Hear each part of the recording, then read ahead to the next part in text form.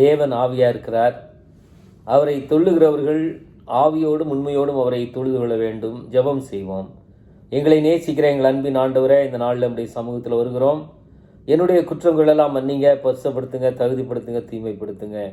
இயேசுவே, நம்முடைய பிரசனம், நம்முடைய கிருபை எங்களோடு கூட இருக்கட்டும். ஆண்டவரே, இந்த ஆராதனை முழுவதையும் நீர் பொறுப்படுத்திக் கொள்ளுங்க. உச்சந்தல் உள்ளங்கால் வரைக்கும் உம்முடைய கரத்தில் எங்கள் அவயவங்களை ஒப்புவிக்கிறோம். பரிசுப்படுத்துங்க, தூய்மைப்படுத்துங்க, தகுதிப்படுத்துங்க. இந்த ஆராதனை பாடுகிற பாடல்கள், ஏறெடுக்கிற ஜெபங்கள், சிந்திக்கிற தியானங்கள் எல்லாம் உமது சமூகத்தில் பிரீதியாக இருக்கட்டும். எங்கள் ஆத்மாவுக்கு பயனுள்ள வேலையாக இருக்கட்டும். இந்த வேலை முழுவதையும் உடைய கருத்தில் ஒப்புக் கொடுக்கிறோம். ஆரம்பம் முதல் முடி வரைக்கும் ஆண்டவரே, இந்த ஆராதனையில் இருப்பீராக, எங்களை ஆசீர்வதிப்பீராக. என்னுடைய குற்றம் குரல் எல்லாம் மன்னிப்பீராக, பரிசுத்தப்படுத்துவீராக, தூய்மைப்படுத்துவீராக. இயேசு கிறிஸ்துவின் நாமத்திலே கேட்கிறோம் நல்ல பிதாவே, ஆமேன். நாம் யாவரும் தூய தூய தூயா சர்வ வல்ல நாதா என்ற பாடலை நாம் ஆரம்பமாக பாடுவோம்.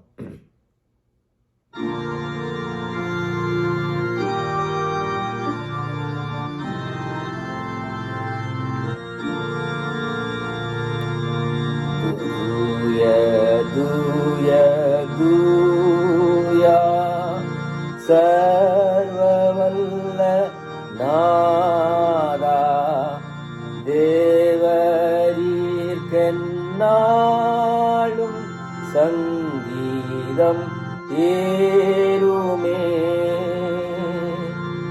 தூய தூயா தூயா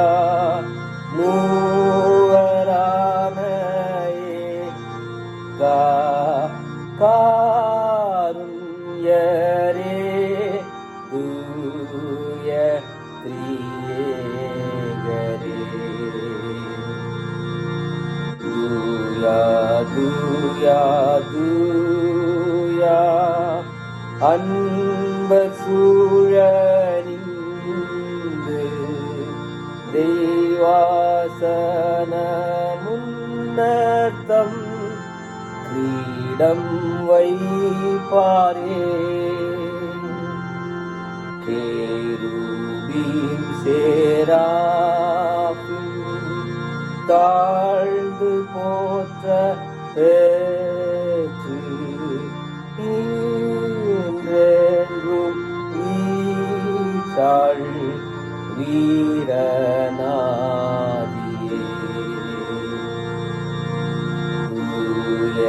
தூய தூயா ஜோதி பிரகாசா, பாவ கண்ணால் உந்தன் மாண்பை காண யார் வல்லோ. நீரே தூய தூயா மனோவாக்கு கேட்டார், மாட்சிமை தூய்மை அன்பும் நீரைந்தோ. தூய தூய தூயா சர்வவல்ல நாதா, வானம் பூமி ஆழி உம்மை ஸ்தோத்தரிக்குமே. தூய தூய தூயா மூவரான ஏகா காருண்யரே, தூய திரியேகரே.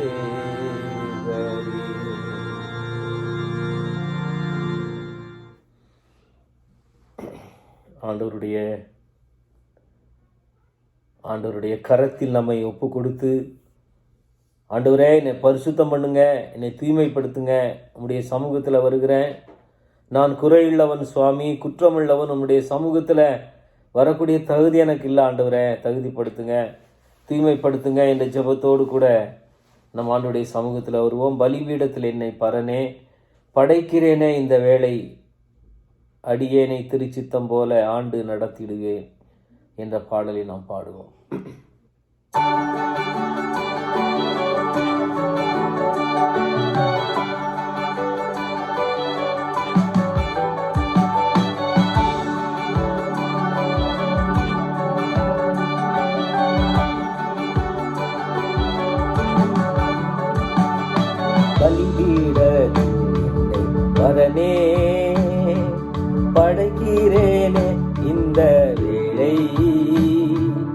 அடியேனை திருச்சித்தம் போல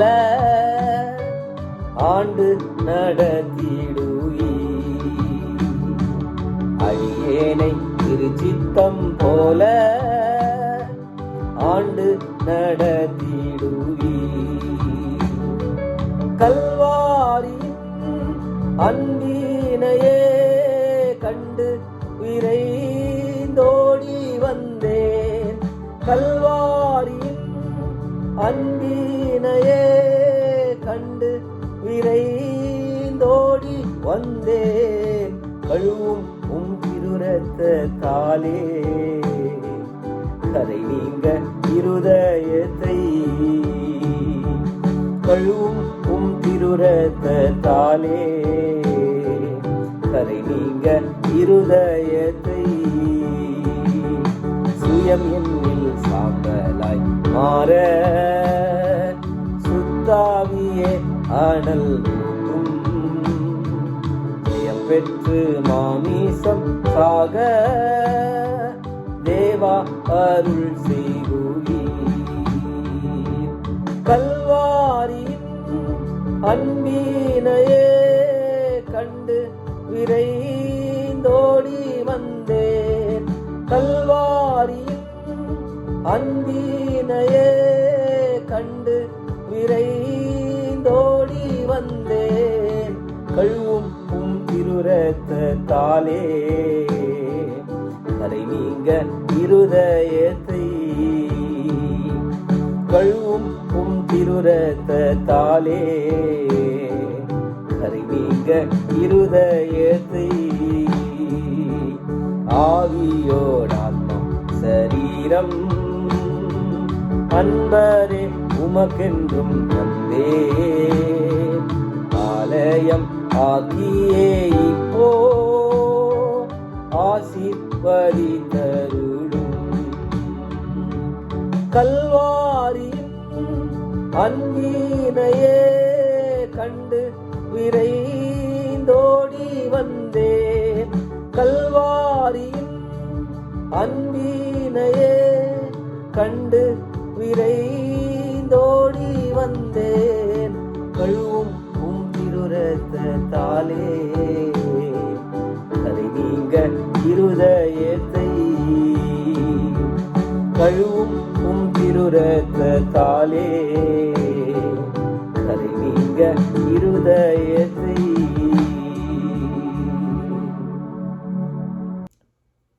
ஆண்டவருடைய சமூகத்தில் வரும்போது அவர் நம்முடைய பாவங்களை கழுவி சுத்திகரிக்கிறார், பரிசுத்தப்படுத்துகிறார். இந்த உலகத்தில் எத்தனை பாடுகள் இருந்தாலும் நான் அவ்வுலக மேன்மையை காண வாழ்ந்து கொண்டிருக்கிறேன். எனவே இந்த நாவில் எப்பொழுதும் ஒரு புது பாட்டு இருக்கும். ஆண்டவரை துதித்து பாடிக்கொண்டிருப்பேன் என்ற விசுவாசத்தோடு கூட அர்ப்பணிப்போடு கூட இந்த பாடலை நாம் பாடுவோம். எந்த நாவில் புது பாட்டு என் இயேசு தருகிறார்.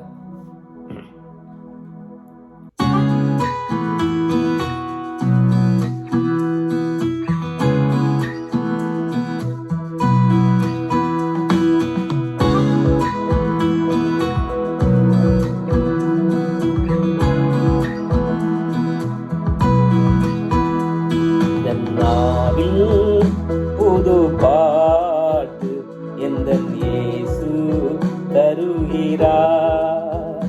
எந்தன் நாவில் புது பாட்டு எந்தன் இயேசு தருகிறார்.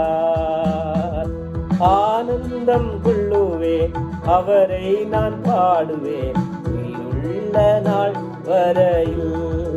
அல்லேலூயா. ஆனந்தம் கொள்ளுவேன் அவரை நான் பாடுவேன் உயிருள்ள நாள் வரையில். எந்தன் நாவில் புது பாட்டு எந்தன் இயேசு தருகிறார்.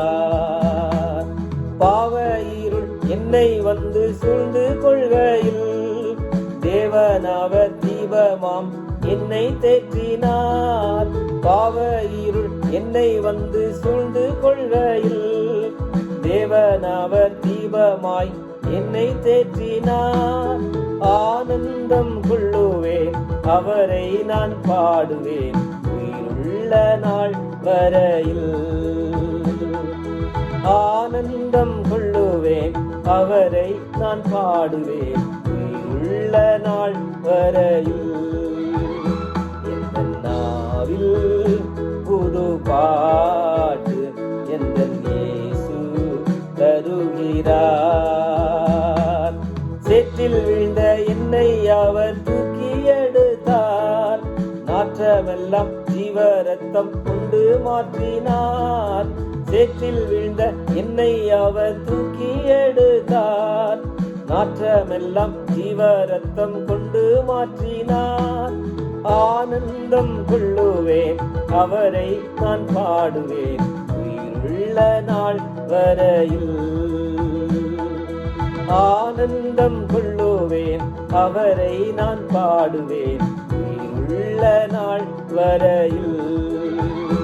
எந்த நாவில் புது பாட்டு எந்த இயேசு தருகிறார். தந்தை தாயும் நண்பருற்றார் யாவுமாகினார், நிந்தை தாங்கி எங்கும் அவர் மேன்மை சொல்லுவேன். தந்தை தாயும் நண்பருற்றார் யாவுமாகினார், நிந்தை தாங்கி எங்கும் அவர் மேன்மை சொல்லுவேன். ஆனந்தம் கொள்ளுவேன், அவரை நான் பாடுவேன் உயிருள்ள நாள் வரையில். அல்லேலூயா. ஆனந்தம் கொள்ளுவேன், அவரை நான் பாடுவேன் உயிருள்ள நாள் வரையில். எந்த நாவில் புது பாட்டு எந்த இயேசு தருகிறார். இவ்வுலக பாடு என்னை என்ன செய்திடும், அவ்வுலக வாழ்வை காண காத்திருக்கிறேன். இவ்வுலக பாடு என்னை என்ன செய்திடும், அவ்வுலக வாழ்வை காண காத்திருக்கிறேன். ஆனந்தம் கொள்ளுவேன், அவரை நான் பாடுவேன் உயிருள்ள நாள் வரையில். ஆனந்தம் கொள்ளுவேன், அவரை நான் பாடுவேன் உயிருள்ள நாள் வரையில். எந்த நாவில் புது பாட்டு எந்த இயேசு தருகிறார். எந்த நாவில் புது பாட்டு எந்த இயேசு தருகிறார். தேவனுடைய பிள்ளைகளுக்கு இருக்கிற பெரிய சந்தோஷம், பெரிய எதிர்பார்ப்பு, ஒரு நாள் மத்திய ஆகாயத்தில் ஆண்டவர் வருவார், நம்ம எல்லாரையும் சேர்த்து கொள்வதற்காக இயேசு வருவார். எக்காலம் துணிக்கும் போது இயேசு வருவார். அப்பொழுது அற்பமான இந்த சரீரத்தை தன்னுடைய மகிமையான சரீரத்துக்கு ஒப்பாக மறுரூபப்படுத்துவார். அவருடைய சாயலை போல மாறி ஆண்டவருடைய ராஜ்யத்துக்கு செல்லுவோம். ஆண்டவருடைய ராஜ்யத்துக்கு செல்வோம். இந்த மண்ணின் சாயலை எல்லாம் களைந்து விண்ணவர் சாயல் அடைந்து அவரோடு கூட ஜீவிப்பேனே, நீடுவழியாய் வாழ்வேனே. அதற்காகத்தான் அந்த எதிர்பார்ப்போடு தான் வாழ்ந்து கொண்டிருக்கிறேன். உலகத்தில் ஒன்றும் பெரிய விஷயங்கள், பெரிய சந்தோஷம்னு பெருசா இல்லை. இந்த ஒரு பெரிய எதிர்பார்ப்பு தான் இருக்கிறது. ஆண்டவரே, உமக்காக வாழ்வேன், உம்முடைய சாயலாக மாறி உம்மோட நீடுவழியாய் வாழப்போகிறேன். அந்த சந்தோஷத்தோடு நாம் பாடுகிறோம். ஒருவேளை அந்த சந்தோஷம் இல்லைன்னா ஆண்டவரே என்று சொல்லி நம்மை ஒப்பு கொடுத்து ஆண்டவருடைய பிள்ளைகளாக மாறி இந்த பரம சந்தோஷம், மகிமையான இந்த சந்தோஷத்தை நாம் பெற்றுக்கொள்வோம். தேவ சாயலாக மாறி தேவனோடு இருப்பேன். இந்த பாடலை பாடும்.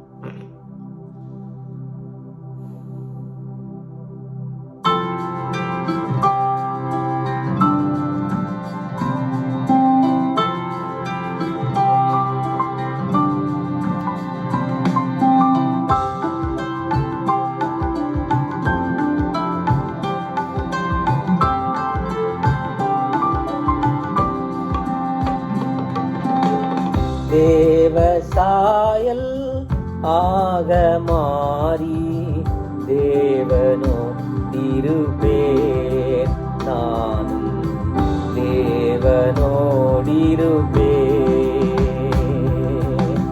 தேவ சாயல் ஆக மாறி தேவனோ இருப்பேன் நான், தேவனோடு இருப்பேன். அந்த நாளும் நெருங்கிடுவே, அதிவிரைவாய் நிறைவேறுதே. அந்த நாளும் நெருங்கிடுவே, அதிவிரைவாய் நிறைவேறுதே. மண்ணின் சாயலை நான் களைந்தே தம் விண்ணவர் சாயல் அடைவேன், விண்ணவர் சாயல் அடைவேன். தேவ சாயல் ஆக மாறி தேவனோ இருப்பேன் நான், தேவனோ இருப்பேன். ஆவியின் அச்சாரமிந்தார் ஆயத்தமாய் சேர்ந்திடவே, ஆவியின் அச்சாரமிந்தார் ஆயத்தமாய் சேர்ந்திடவே. ஜீவனே எனதேசு கிறிஸ்து, சாவு எந்தன் ஆதாயமே, சாவு எந்தன் ஆதாயமே. தேவ சாயல் ஆக மாறி தேவனோ இருப்பேன் நான், தேவனோ இருப்பேன்.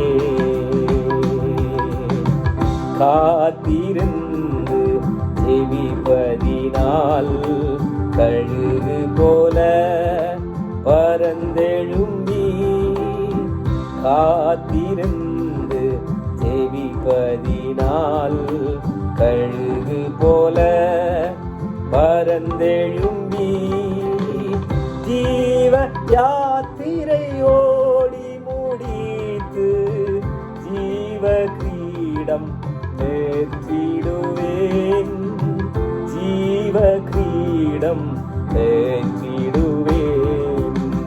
தேவ சாயல் ஆக மாறி தேவனோ இருப்பேன் நான், தேவனோ இருப்பேன். உன்னத சீயோன் மலை மேல் எனதருமை இயேசுவுடன், உன்னத சீயோன் மலை மேல் எனதருமை இயேசுவுடன், ஜெப வீட்டினில் மகிழ்ந்தே நான் என்றும் ஜீவிப்பேனே நீடுழியாய், ஜீவிப்பேனே நீடுழியாய். தேவ சாயல் ஆக மாறி தேவனோ இருப்பேன் நான், தேவனோடு இருப்பேன். ஒரு ராஜா இப்படியாக பாடினாரு. ஆண்டவருக்கு லேசான காரியம், எல்லாமே லேசான காரியம். பலனுற்றவனுக்காகிலும் பலனற்றவனுக்காகிலும் உதவி செய்கிறது ஆண்டவரே உமக்கு லேசான காரியம். ஆண்டவரால் முடியாது ஒன்றுமே இல்லை. ஒருவேளை இன்றைக்கு பலவிதமான போராட்டங்களோடு பலவிதமான தேவைகளோடு பாரங்களோடு நீங்கள் இருப்பீர்கள்னு சொன்னால், ஆண்டவரே உமக்கு உதவி செய்கிறது லேசான காரியம் ஆயிற்றே, எனக்கு இறங்கும் என்ற ஜெபத்தோடு வருவோம். ஆண்டவர் கட்டாயமாய் நமக்கு உதவி செய்வார். லேசான காரியம், எதுவும் லேசான காரியம் என்ற பாடலை பாடுவோம்.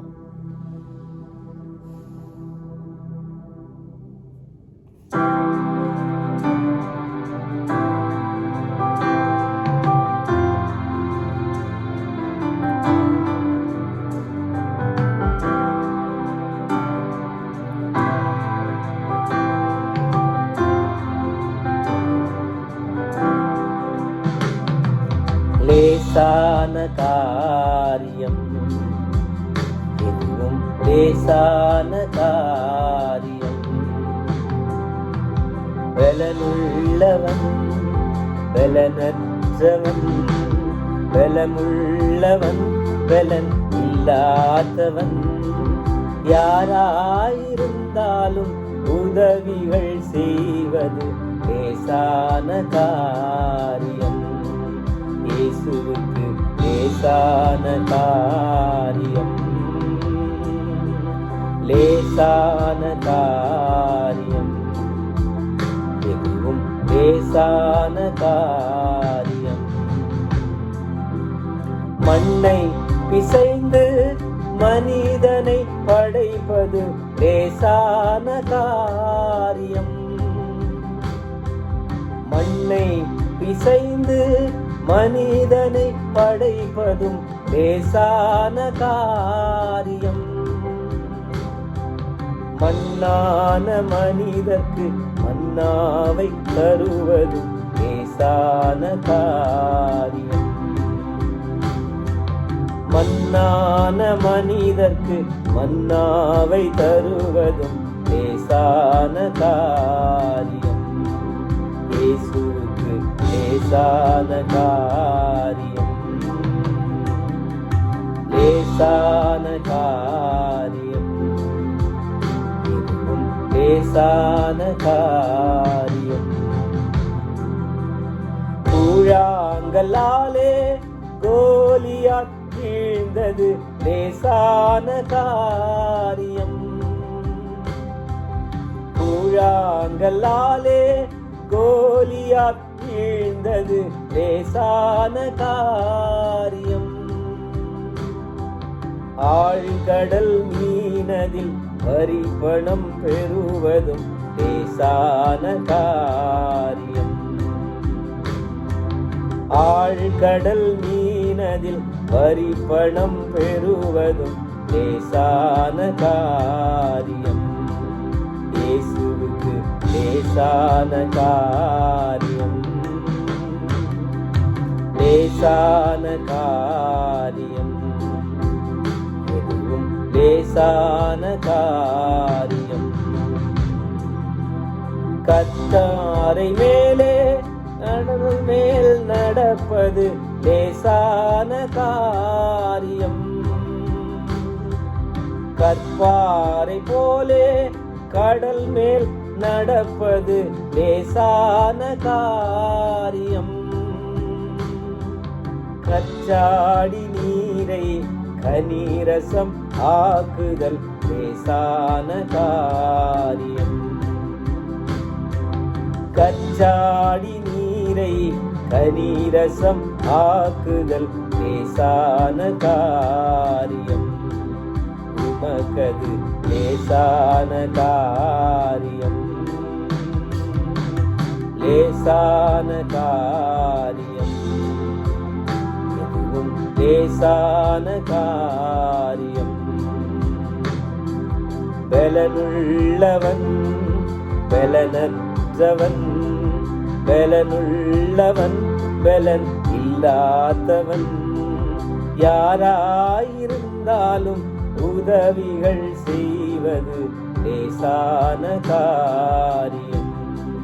இயேசுவுக்கு லேசான காரியம். ஆண்டவர் அதிசயங்களை செய்கிறவராக இருக்கிறார்.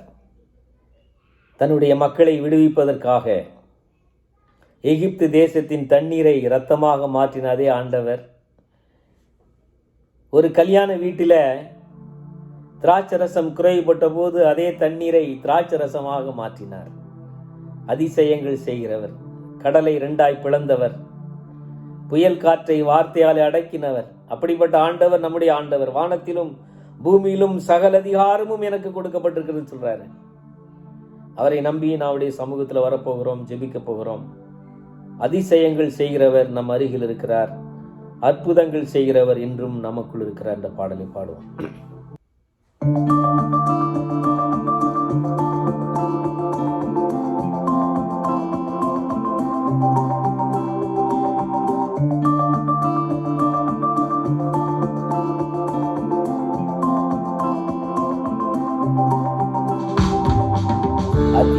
அதிசயங்கள் செய்கிறவர் நம் அருகில் இருக்கிறார். அற்புதங்கள் செய்கிறவர் என்றும் நமக்குள் இருக்கிறார். அதிசயங்கள் செய்கிறவர் நம் அருகில் இருக்கிறார். அற்புதங்கள் செய்கிறவர் என்றும் நமக்குள் வசிக்கிறார். தண்ணீரை இரத்தமாக மாற்றினார் அதிசயம். தண்ணீரை இரத்தமாக மாற்றினார் அதிசயம். வெறும் தண்ணீரை திராட்சரசமாய் மாற்றினார் அதிசயம். வெறும் தண்ணீரை திராட்சரசமாய் மாற்றினார் அதிசயம். அதிசயங்கள் செய்கிறவர் நம் அருகில் இருக்கிறார். அற்புதங்கள் செய்கிறவர் என்றும் நமக்குள் வசிக்கிறார். செங்கடலை இரண்டாக பிளந்திட்டார் அதிசயம். செங்கடலை இரண்டாக பிளந்திட்டார் அதிசயம். புயல் காற்றை தம் வார்த்தையாலே அடக்கினார் அதிசயம். புயல் காற்றை தம் வார்த்தையாலே அடக்கினார் அதிசயம். அதிசயங்கள் செய்கிறவர் நம் அருகில் இருக்கிறார். அற்புதங்கள் செய்கிறவர் என்றும் நமக்குள் வசிக்கிறார். குருடருக்கும் செவிடருக்கும் சுகம் தந்தார் அதிசயம். குருடருக்கும் செவிடருக்கும் சுகம் தந்தார் அதிசயம். ஒரு சொல்லாலே மரித்தோரை எழுப்பினார் அதிசயம். ஒரு சொல்லாலே மரித்தோரை எழுப்பினார் அதிசயம். அதிசயங்கள் செய்கிறவர் நம் அருகில் இருக்கிறார். அற்புதங்கள் செய்கிறவர் என்றும் நமக்குள் வசிக்கிறார். பாவியான என்னையுமே உயர்த்தினார் அதிசயம். பாவியான என்னையுமே உயர்த்தினார் அதிசயம். ஏழை மீதும் நேசகரம் நீட்டினார் அதிசயம். ஏழை மீதும் நேசகரம் நீட்டினார் அதிசயம். அதிசயங்கள் செய்கிறவர் நம் அருகில் இருக்கிறார். அற்புதங்கள் செய்கிறவர் என்றும் நமக்குள் வசிக்கிறார். நாம் ஜெபம் செய்வோம். எங்களை நேசிக்கிற எங்கள் அன்பின் ஆண்டவரே, இந்த வேளையில் எங்களை உடைய சமூகத்தில் தாழ்த்தி ஒப்பு கொடுக்குறோம் சுவாமி. கடந்த நாட்களில் நீ நடத்தி வந்தீரப்பா ஆண்டவரே. இந்த கொரோனா இந்த நோய் உலகம் முழுவதும் சுழண்டு சுழண்டு அடிக்கும் போதும் உம்முடைய பிள்ளைகள் ஆண்டவரே கூட அநேகர் மரித்து விட்டார்கள். எங்களை நீர் ஏதோ உம்முடைய கிருபையினால எங்களை பாதுகாக்கிறீர். உமக்கு ஸ்தோத்திரம். இந்த வேளையில் எங்களுடைய குற்றம் குறையெல்லாம் மன்னிங்க. எங்களை பரிசுத்தப்படுத்துங்க, எங்களை தகுதிப்படுத்துங்க, தூய்மைப்படுத்துங்க ஆண்டவரே. உம்முடைய கரத்தில் எங்களை அர்ப்பணிக்கிறோம் ஆண்டவரே. எங்களை பரிசுத்தப்படுத்துங்க, தூய்மைப்படுத்துங்க, தகுதிப்படுத்துங்க. உம்முடைய கிருபை, உம்முடைய பிரசன்னம் எங்களோடு கூட விசேஷமாய் தங்கியிருப்பதாக. இந்த நாளிலும் கூட ஆண்டவரே, எங்களுடைய குற்றங்கள் எல்லாம் மன்னித்து எங்களை ஏற்றுக்கொள்வீராக. யாரெல்லாம் வியாதிப்பட்டிருக்கிறார்களோ அவர்களை கண்ணோக்கி பாருங்க. அவர்களுக்கு நல்ல சுகத்தையும் பலத்தையும் கிருபையும் கட்டளையிடுங்க. இயேசுவின் வல்லமை இந்த வேளையில் அவருடைய சரீரத்தில் இறங்குவதாக. சுகத்தையும் பலத்தையும் இயேசுவின் நாமத்தில் எடுத்துக்கொள்கிறோம் பிதாவே. அதுபோல எங்கள் தேசத்துக்காக நாங்கள் ஜெபிக்கிறோம். எங்கள் தேசத்தில் இருக்கிற ஆண்டவரே சூழ்நிலையில் அறிந்திருக்கிறீர். உம்முடைய ஊழியத்தை செய்வதற்கு ஒரு திறந்த வாசலை நீர் கட்டளையிட வேண்டும் நாங்கள் ஜெபிக்கிறோம் சுவாமி. ஊழியர்களுடைய உபத்திரவங்கள் எல்லாம் அறிந்திருக்கிறீர் ஆண்டவரே. ஊழிய பாதையில் இருக்கிற உபத்திரவங்கள், கஷ்டங்கள் எல்லாவற்றையும் அறிந்திருக்கிறீர். உடைய கரத்தில் ஒப்பு கொடுக்குறோம். நீர் பொறுப்படுத்திக் கொள்ளுங்க ஆண்டவரே. இந்த ஊழியர்களை எல்லாம் நீர் தாங்குங்கப்பா ஆண்டவரே. பாதுகாத்து கொள்ளுங்க, பலப்படுத்துங்க. உம்முடைய அன்பை சொல்வதற்கு ஒரு திறந்த வாசலை எங்களுக்கு கட்டளையிடுங்க. அதற்கேற்ற நல்ல சூழ்நிலையை தாருங்க. உம்முடைய சமூகத்தில் எங்களை ஒப்பு கொடுக்கிறோம், அர்ப்பணிக்கிறோம் ஆண்டவரே. எங்களுடைய சபையை சுற்றிலும் உம்மை அறிந்து கொள்ள ஏராளமான மக்கள் ஆண்டவரே ஆவலோடு இருக்கிறார்கள். அவர்களுக்கு உதவி செய்யும்.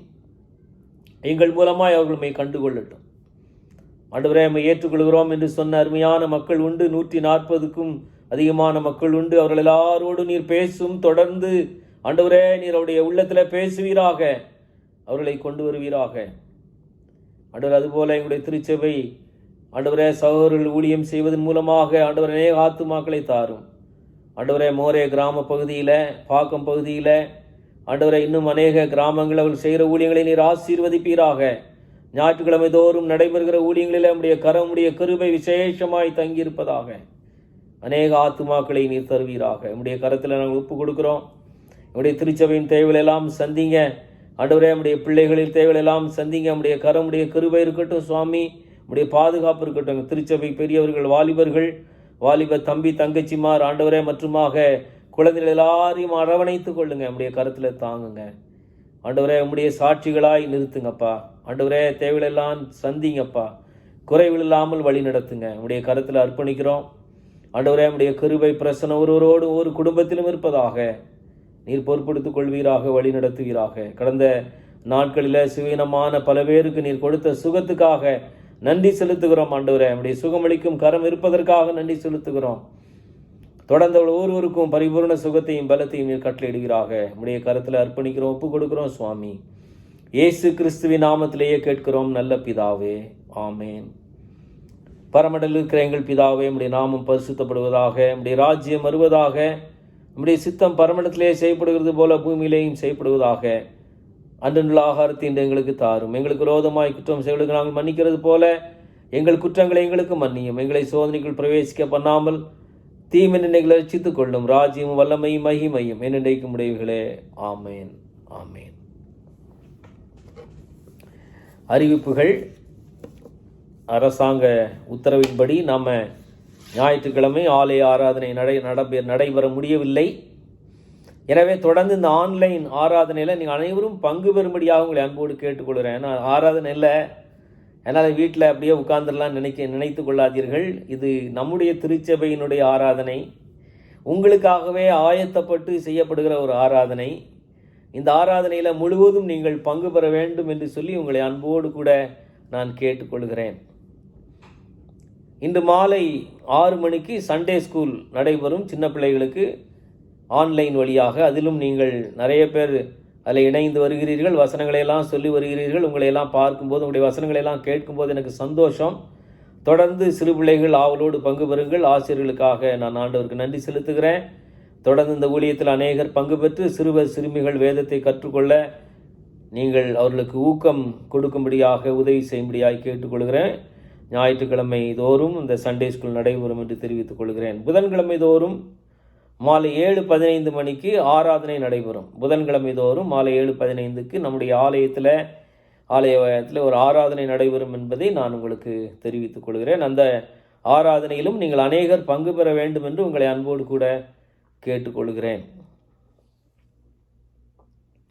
ஆண்டவர் உங்களை ஆசீர்வதிப்பாராக.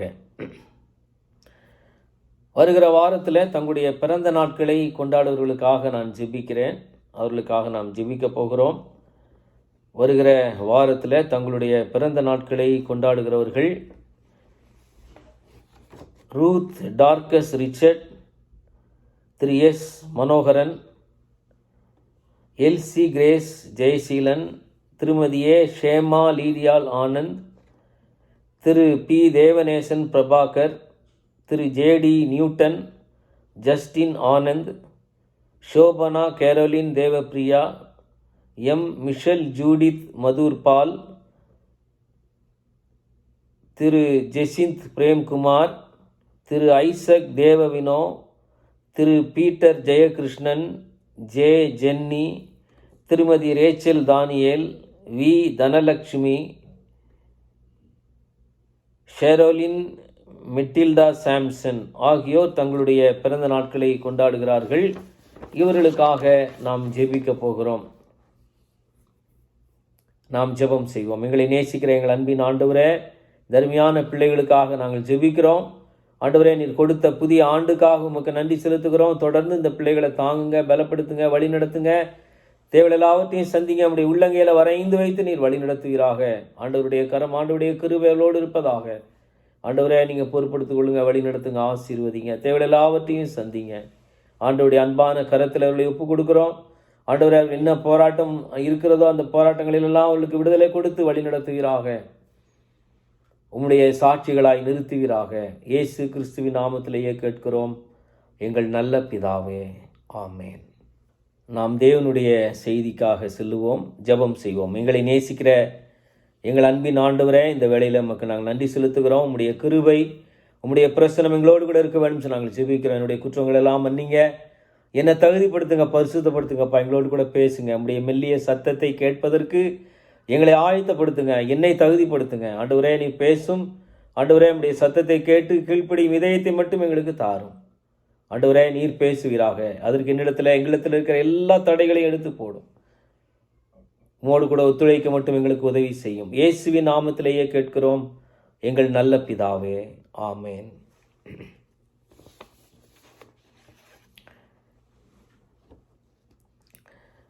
பிரியமானவர்களே, இந்த நாட்களில் உங்களை எல்லாம் சந்திப்பது எனக்கு மிகுந்த சந்தோஷம். ஆண்டவர் கொடுத்த சிலாக்கியம். அதே சமயத்தில் தேவனுடைய வார்த்தைகள் நமக்கு மிகவும் அவசியம்.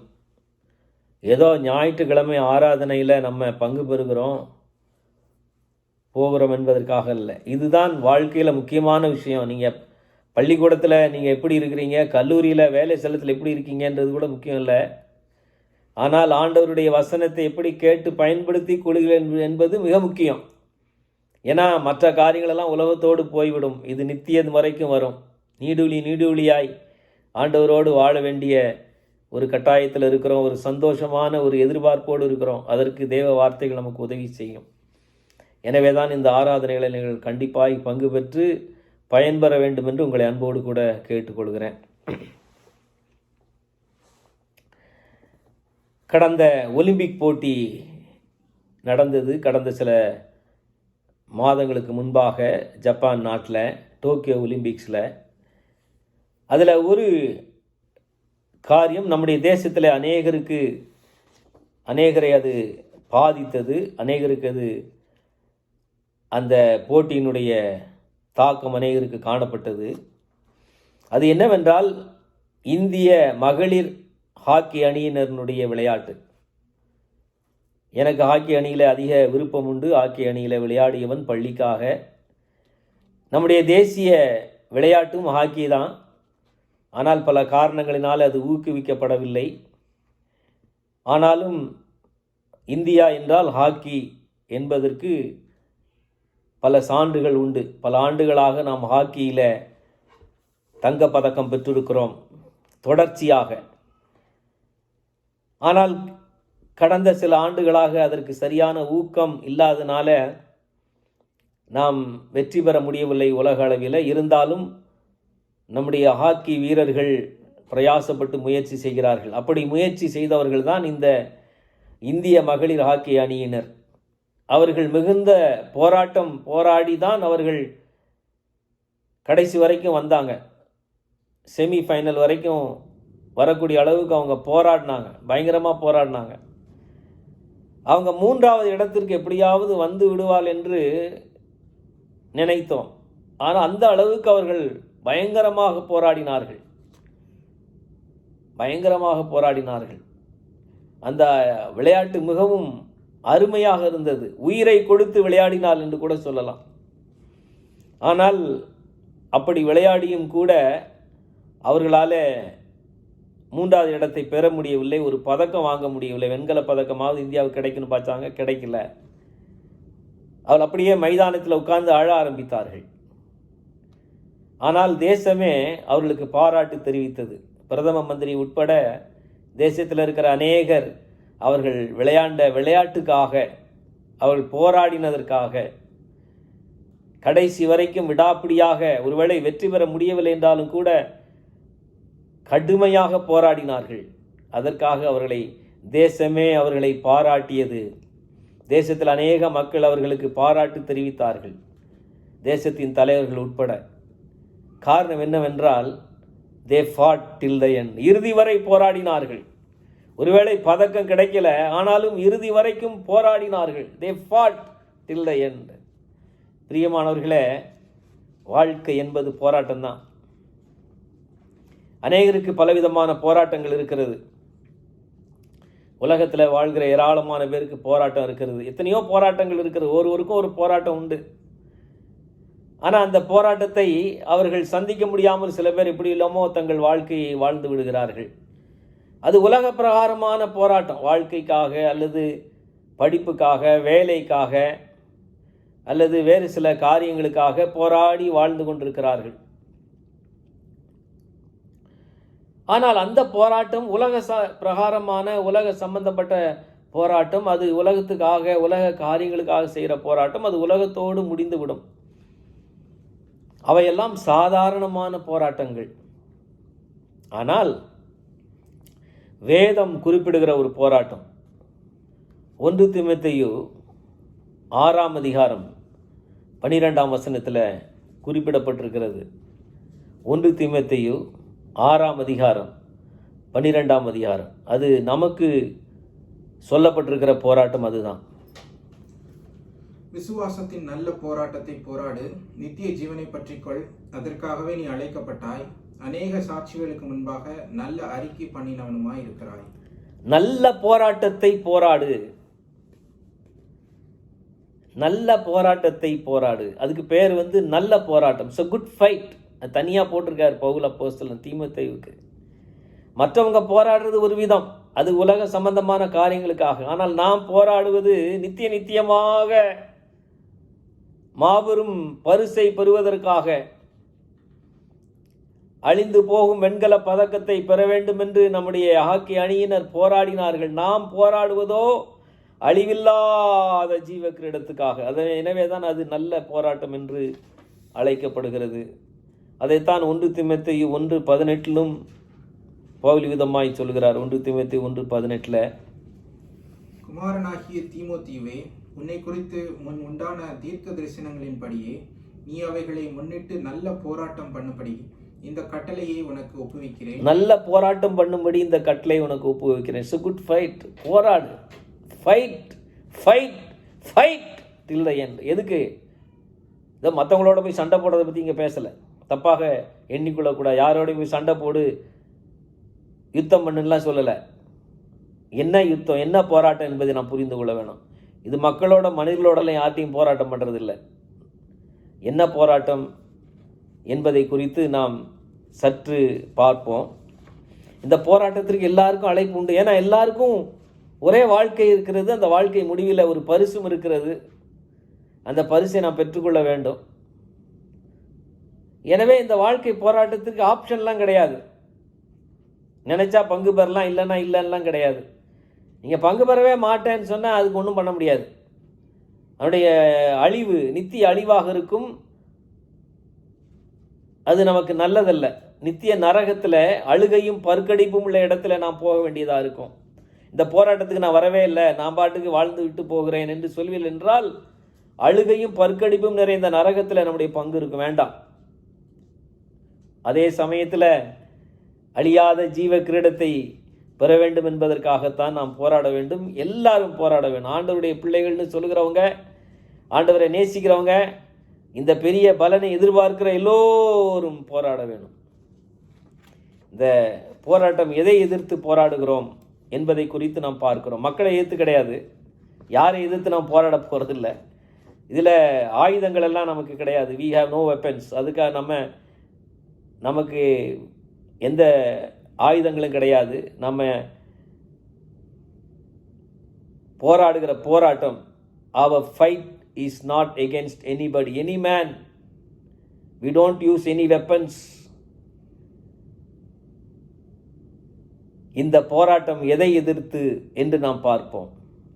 அது என்னவென்றால் பாவத்திற்கு விரோதமான போராட்டம். ரோமருக்கு எழுதின நிருபம் 7ஆம் அதிகாரம் 23ஆம் வசனம். ரோமருக்கு எழுதின நிருபம் 7ஆம் அதிகாரம் 23ஆம் வசனம். ஆகிலும் என் மனதின் பிரமாணத்துக்கு விரோதமாய் போராடுகிற வேறொரு பிரமாணத்தை என் அவயவங்களில் இருக்க காண்கிறேன். அது என் அவயவங்களில் உண்டாயிருக்கிற பாவ பிரமாணத்துக்கு என்னை சிறையாக்கி கொள்ளுகிறது. பாருங்க, ஒரு பெரிய போராட்டம் நமக்குள்ள இருக்குது. நம்ம ஆண்டவருடைய பிள்ளை தான், பவுலே ஆண்டவருடைய பிள்ளை தான். ஆனால் அவரே சொல்றாரு, எனக்கே ஒரு பெரிய போராட்டம் இருக்கு. நான் எதை விரும்புகிறேனோ அதை செய்ய முடியல. நான் விரும்பாத செய்ய சொல்லி, ஆண்டவர் பிரியமில்லாத செய்ய சொல்லி என் சரீரம் என்னை கட்டுப்படுத்த நினைக்கிறது. ஆவி மாம்சத்துக்கு விரோதமாக, மாம்சம் ஆவிக்கு விரோதமாக போராடுகிறது. பாவத்திற்கு விரோதமாக பாவம் செய்ய சொல்லி ஒரு தூண்டுதல் இருக்கிறது, ஒரு போராட்டம் இருக்கிறது. எபிரேயர் 12:4 வாசிப்போம். எபிரேயர் 12:4.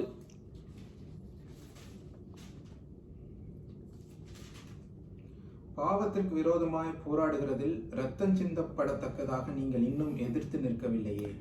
பாருங்க, பாவத்திற்கு விரோதமான போராட்டம், பாவத்திற்கு விரோதமான போராட்டம் பிரியமானவர்களே, சாதாரண போராட்டம் இல்லை. இந்த பாவத்திற்கு விரோதமான போராட்டத்தை நமக்கு முன்பாகவே நம் சார்பாக ஆண்டவராக இயேசு சிலுவையில் போராடி ஜெயித்து முடித்தார், ரத்தம் சிந்தினார்.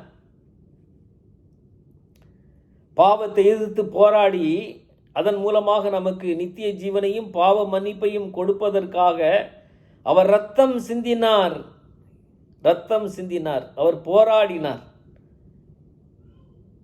ரத்தம் சிந்தி போராடினார். அந்த அளவுக்கு நமக்கு போராட்டம் இல்லை தான். ஆனால் பாவத்தை எதிர்க்கிற மகா பயங்கரமான போராட்டம் உண்டு. அது ஆண்டவருக்கு ரொம்ப பெரிய போராட்டம் தான். ஆனால் ஆண்டவர் வெற்றி பெற்றார். அந்த அளவுக்கு நமக்கு ரத்தம் சிந்துதல் அளவுக்கு நமக்கு போராட்டம் இல்லை. அப்படின்னாலும் நம் பாவத்துக்கு விரோதமான ஒரு போராட்டம் நமக்கு உண்டு. அதுக்கு என்ன செய்கிறது? 1 கொரிந்தியர் 9:27. 1 கொரிந்தியர் 9:27.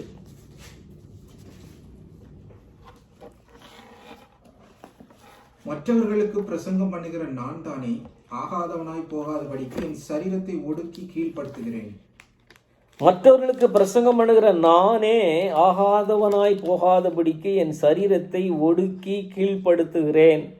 பாருங்க, பவுல் பெரிய பிரசங்கியாரு, அநேக திருச்சபைகளை நாட்டினாரு. அவரை போல ஒரு ஊழியரை இப்பெல்லாம் நம்ம தேடி கண்டுபிடிக்க முடியாது. அப்படிப்பட்ட ஒரு மகத்துவமான ஒரு தேவனுடைய ஊழியர். அவர் என்ன சொல்றாரு அப்படின்னா, நான் என் சரீரத்தை ஒடுக்கி கீழ்ப்படுத்துகிறேன். எதுக்கு ஒடுக்கி கீழ்ப்படுத்துறாரு? நான் ஆகாதவனா போயிடுவேன். என் சரீரம் போராடுதுங்க, பாவம் செய்ய சொல்லி தூண்டுது. அதை ஒடுக்கி கீழ்ப்படுத்தி நான் என்னை பரிசுத்தமாய் பாதுகாத்து கொள்வதற்காக நான் போராடுகிறேன். அதுதான் நம்முடைய வாழ்க்கையில் பெரிய போராட்டம். பாவத்தை எதிர்த்து பரிசுத்தமாக வாழ்வதற்காக ஒரு பெரிய போராட்டத்தை நான் நிகழ்த்த வேண்டியிருக்கிறது. நீ பாவமாக வாழணும், எப்படி வேணால் இருந்துட்டு போகலாம், அதனால ஒன்றும் இல்லை. எப்படி வேணால் வாழ்ந்துட்டு போகலான்னா அது பிரச்சனை இல்லை. அப்படி வாழ்கிறவங்களுக்கு அது பிரச்சனை இல்லை. எப்படி வேணால் வாழலாம், பாவம்னா என்ன, பரிசுத்தம்னா என்ன, எப்படி வேணால் இருந்துட்டு போகலான்றா அப்படி நினைக்கிறவங்களுக்கு போராட்டம் இல்லை. ஆனால் பரிசுத்தமாய் ஆண்டவருக்கு உண்மையாய் வாழ நினைக்கிறவர்களுக்கு ஒரு போராட்டம் இருக்கிறது பிரியமானவர்களே. அது பயங்கரமான ஒரு போராட்டம். நம்ம அவயங்களிலே அந்த போராட்டம் இருக்கிறது என்று சொல்லி நான் பார்க்குறோம். சங்கீதக்காரன் அப்படி போராடுறாரு. சங்கீதம் 139 24 23 24 வசனங்களை வாசிக்க கேட்போம். சங்கீதம் 139, 23, 24. தேவனே என்னை ஆராய்ந்து என் இருதயத்தை அறிந்து கொள்ளும், என்னை சோதித்து என் சிந்தனைகளை அறிந்து கொள்ளும். வேதனை உண்டாக்கும் வழி என்னிடத்தில் உண்டோ என்று பார்த்து நித்திய வழியிலே என்னை நடத்தும். தாவீது போராடுறாரு. ஆண்டவரே, வேதனை உண்டாக்குற வழி என்னிடத்துல இருக்குதா ஆண்டவரே? என் இருதயத்தை ஆராய்ஞ்சு பாருங்க ஆண்டவரே.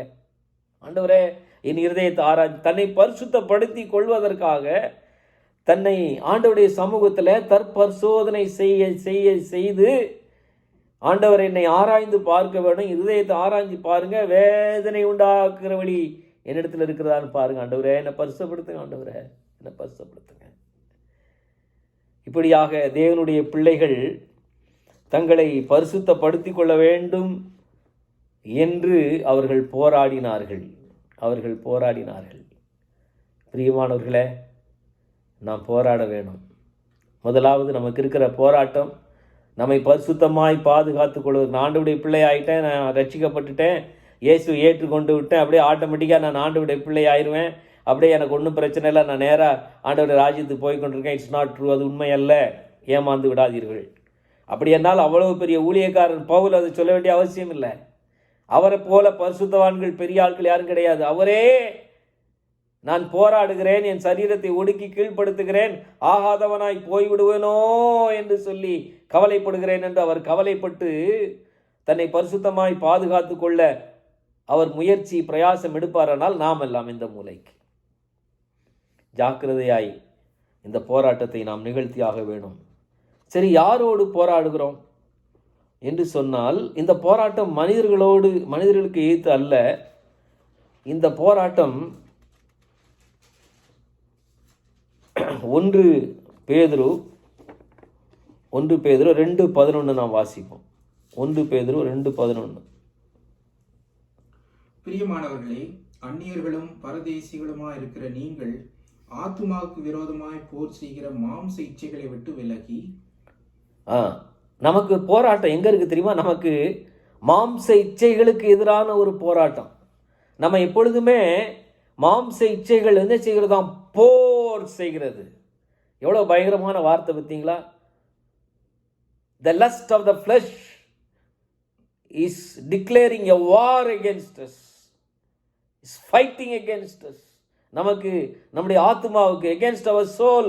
இந்த ஆத்துமாவை எப்படியாவது அழித்து விட வேண்டும். இந்த ஆத்துமாவை ஆண்டவருடைய ராஜ்யத்துக்கு கொண்டு சேர்த்து விடக்கூடாது என்று நம்முடைய சரீர அவயவங்கள் நம்முடைய ஆத்துமாவுக்கு விரோதமாகவே போர் செய்கிறது என்று சொல்லி பேதுரு நம்மை எச்சரிக்கிறார். நம்ம சாதாரணமாக எடுத்துக்கொள்ள வேணாம். we have to be very careful. நாம் ரொம்ப கவனமாக இருக்க வேணும். மாம்ச இச்சைகள், சரீர இச்சைகள், ஆத்மாவுக்கு விரோதமாய் போர் செய்கிற நம்முடைய அவயவங்களில் இருக்கிறது. ஆண்டவரே, என்னுடைய அவயவங்களை, பவுல் சொன்னது போல, ரோமர் 12:1 சொன்னது போல, என் சரீரங்களை பரிசுத்தமும் ஜீவனுள்ள பலியாக ஆண்டவரே நான் உம்மை ஒப்புக் கொடுக்கிறேன் என்று ஒவ்வொரு நாளும் அதிகாலையில் ஆண்டவருடைய சமூகத்தில் ஒப்புக் கொடுக்கிறவர்களாக நாம் வாழும்போது மட்டுமே இந்த பாவத்தை எதிர்த்த போராட்டத்தை நாம் செய்ய முடியும். இதுதான் நம்முடைய போராட்டத்தினுடைய முதல் படி, முக்கியமான படியும் கூட. 2வது, யாரை எதிர்த்து போராடுகிறோம்? எபேசியர் 6:12. ஏனெனில் மாம்சத்தோடும் இரத்தத்தோடும் அல்ல, துரைத்தனங்களோடும் அதிகாரங்களோடும் இப்பிரபஞ்சத்தின் அந்தகார லோகாதிபதிகளோடும் வான மண்டலங்களில் உள்ள பொல்லாத ஆவிகளின் சேனைகளோடும் நமக்கு போராட்டம் உண்டு. மாம்சத்தோடும் இரத்தத்தோடும் அல்ல. நல்லா கவனிங்க, இந்த போராட்டம் மாம்சத்தோடும் இரத்தத்தோடும் அல்ல என்று சொல்லியிருக்காரு பவுல். அப்பனா என்ன அர்த்தம்னா, மனிதர்களுக்கு எதிராக அல்ல.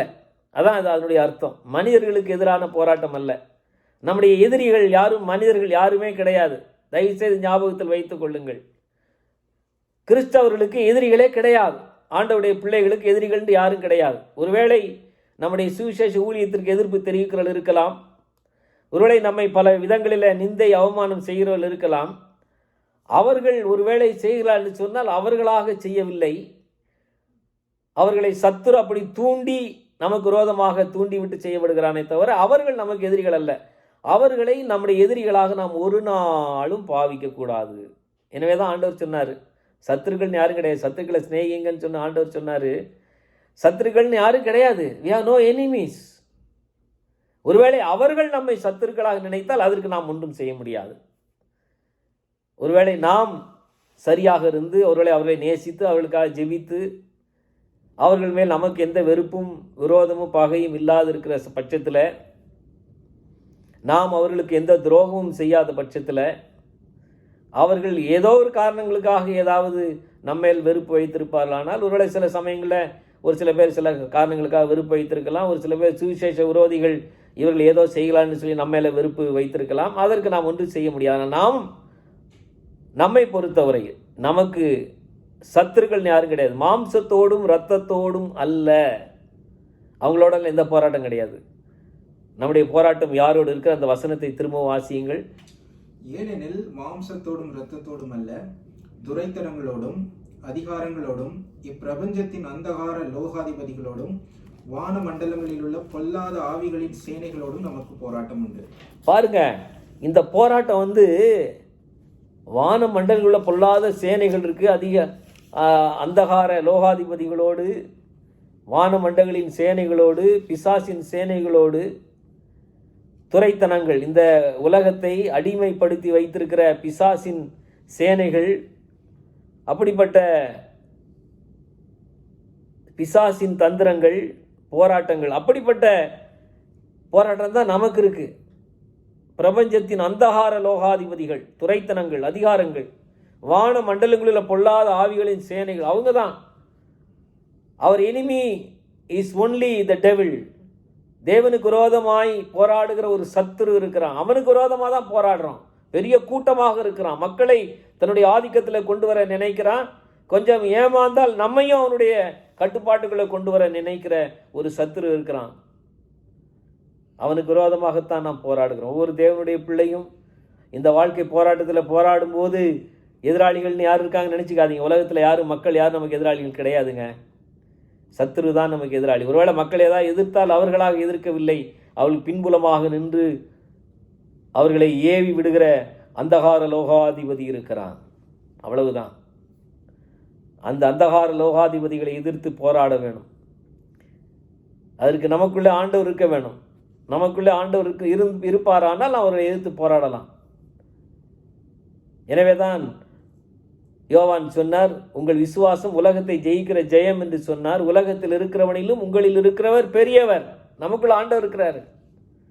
உங்களில் இருக்கிறவர் பெரியவர். அவர் போராடுவார். நாம போராட வேண்டிய அவசியம் இல்லை. நமக்குள்ள ஆண்டவர் இருப்பாரானால், நாம் ஆண்டவரோடு இசைந்திருப்போமானால், அவர் இந்த அந்தகார லோகாதிபதிகளை எதிர்த்து நிற்பார். நம்மோடு சேர்ந்து அவர் போராடுவார். நாம் அவரோடு இசைந்திருக்கும் போது அவர் போராடுகிறார். எப்படி நாம் போராட வேண்டும் என்பதை குறித்தும் நாம் பார்ப்போம். எப்படி போராட வேண்டும், இதற்கு எப்படி என்ன செய்ய வேண்டும் என்று நாம் பார்க்கும்போது ரோமர் 15:32 வாசிப்போம். ரோமர் 15:32. நீங்கள் தேவனை நோக்கி செய்யும் ஜெபங்களில் நான் போராடுவது போல நீங்களும் என்னோட கூட போராட வேண்டும் என்று நம்முடைய கர்த்தராகிய இயேசு கிறிஸ்துவின் நிமித்தமும் ஆவியானவருடைய அன்பின் நிமித்தமும் உங்களை வேண்டிக் கொள்கிறேன். ஜெபத்தில் போராட வேண்டும். இந்த அந்தகார லோகாதிபதியை எதிர்த்து நாம் எப்படி போராட முடியும்? ஜெபத்தில் தான் போராட முடியும். நம்முடைய ஜெபங்களின் மூலமாக இடைவிடாத ஜெபங்கள். நிறைய பேர் நம்ம ஜெபம் பண்ணுறதே இல்லை. ஜெபம் பண்ணலன்னா இந்த போராட்டம் நமக்கு போராட்டத்தில் வெற்றி கிடைக்காது. பிரியமானவர்களே, ஏதோ ஆராதனைக்கு வந்து போயிட்டோம், இந்த பாட்டு பாடிட்டோம், காணிக்க போட்டுட்டோம், அதோட முடிஞ்சு போச்சு நினைச்சிங்கன்னா இந்த போராட்டத்தில் நாம் தோற்று விடுவோம். கவனம். இந்த போராட்டத்தில் வெற்றி பெறுவதற்கு வெறுமனே ஆராதனைக்கு வந்து ஆராதனை கலந்து கொள்வது மட்டுமல்ல, ஜெபத்தில் போராட வேணும். தனியாக எவ்வளவு நேரம் ஜெபிக்கிறீர்கள் என்பது எனக்கு தெரியாது. நீங்கள் ஜெபிக்கிறவர்களா, குழுக்கள் அமைத்து ஜெபிக்கிறவர்களா, ஒருவர் ஜெபத்தினால தாங்கி ஜெபிக்கிற குழுக்கள் இருக்கிறார்களா? நான் ஜெபத்தில் எனக்கு என்னோடு கூட ஜெபிக்கிற குழு உண்டு. ஜெபத்தில் என்னோடு கூட ஜெபிக்கிற மக்கள் உண்டு. நாங்கள் ஒருவருக்காக ஒருவர் ஜெபிக்கிறோம். ஏனென்றால் நம்மை எதிர்த்து ஒரு அந்தகார லோகாதிபதி இருக்கிறான். சாதாரண ஆள் இல்லை. ஜெபத்தின் மூலமாக அவனை வெற்றி கொள்ள முடியும். ஜெபிக்காதவன், ஆண்டவருடைய சமூகத்தில் காத்திருக்காதவன் இந்த போராட்டத்தில் தோற்றுவிடும் வாய்ப்பு நிறைய இருக்கிறது. ஜாக்கிரதை. எதை நம்ம சாதாரணமாக எடுத்துக்கொள்ள வேணாம். ஜெபத்தில் போராட வேணும்.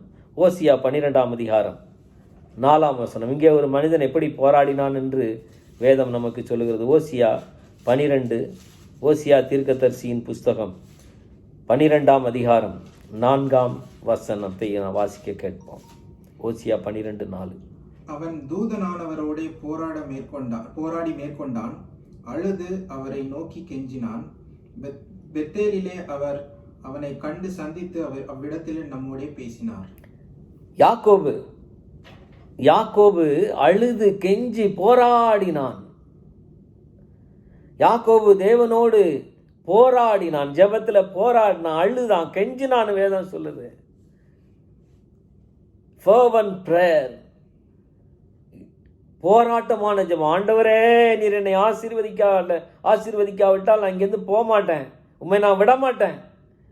நீர் என்னை ஆசீர்வதித்தால் ஒழிய உண்மை நான் விட மாட்டேன் ஆண்டவரே என்று அவரை பற்றி பிடித்து கொண்டு போராடி ஜெபிக்கிற அருமையான யாக்கோபு. அப்படிப்பட்ட ஜெப வாழ்க்கை நமக்கு வேண்டும்.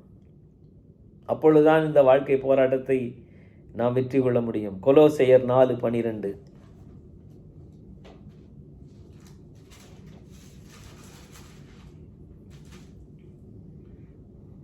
எப்பாப்பிராவும் உங்களுக்கு வாழ்த்துதல் சொல்லுகிறான். உங்களை சேர்ந்தவனும் கிறிஸ்துவின் ஊழியக்காரனுமாகிய இவன் நீங்கள் தேவனுக்கு சித்தமானவர்களை பற்றிலும் தேறினவர்களாயும் பூரண நிச்சயம் உள்ளவர்களாயும் நிலை நிற்க வேண்டும் என்று தன் ஜெபங்களில் உங்களுக்காக எப்பொழுதும் போராடுகிறான். எப்பாப்பிரா என்ற ஒரு மனிதன் ஜெபங்களில் போராடி கொண்டே இருக்கிறான். ஜெபங்களில் போராடி கொண்டிருக்கிறான். எப்பாப்பிரா என்ற மனிதன் ஜெபத்தில் போராடுகிற ஒரு மனிதனாக அவன் காணப்படுகிறான். ஜெபத்தில் போராடுகிற ஒரு மனிதனாக இந்த எப்பாப்பிரா என்ற மனிதன் அவன் காணப்படுகிறான். பிரியமானவர்களே, அதுபோல எபிரேயர் 5:7 நான் வாசிக்க கேட்போம். எபிரேயர் 5:7.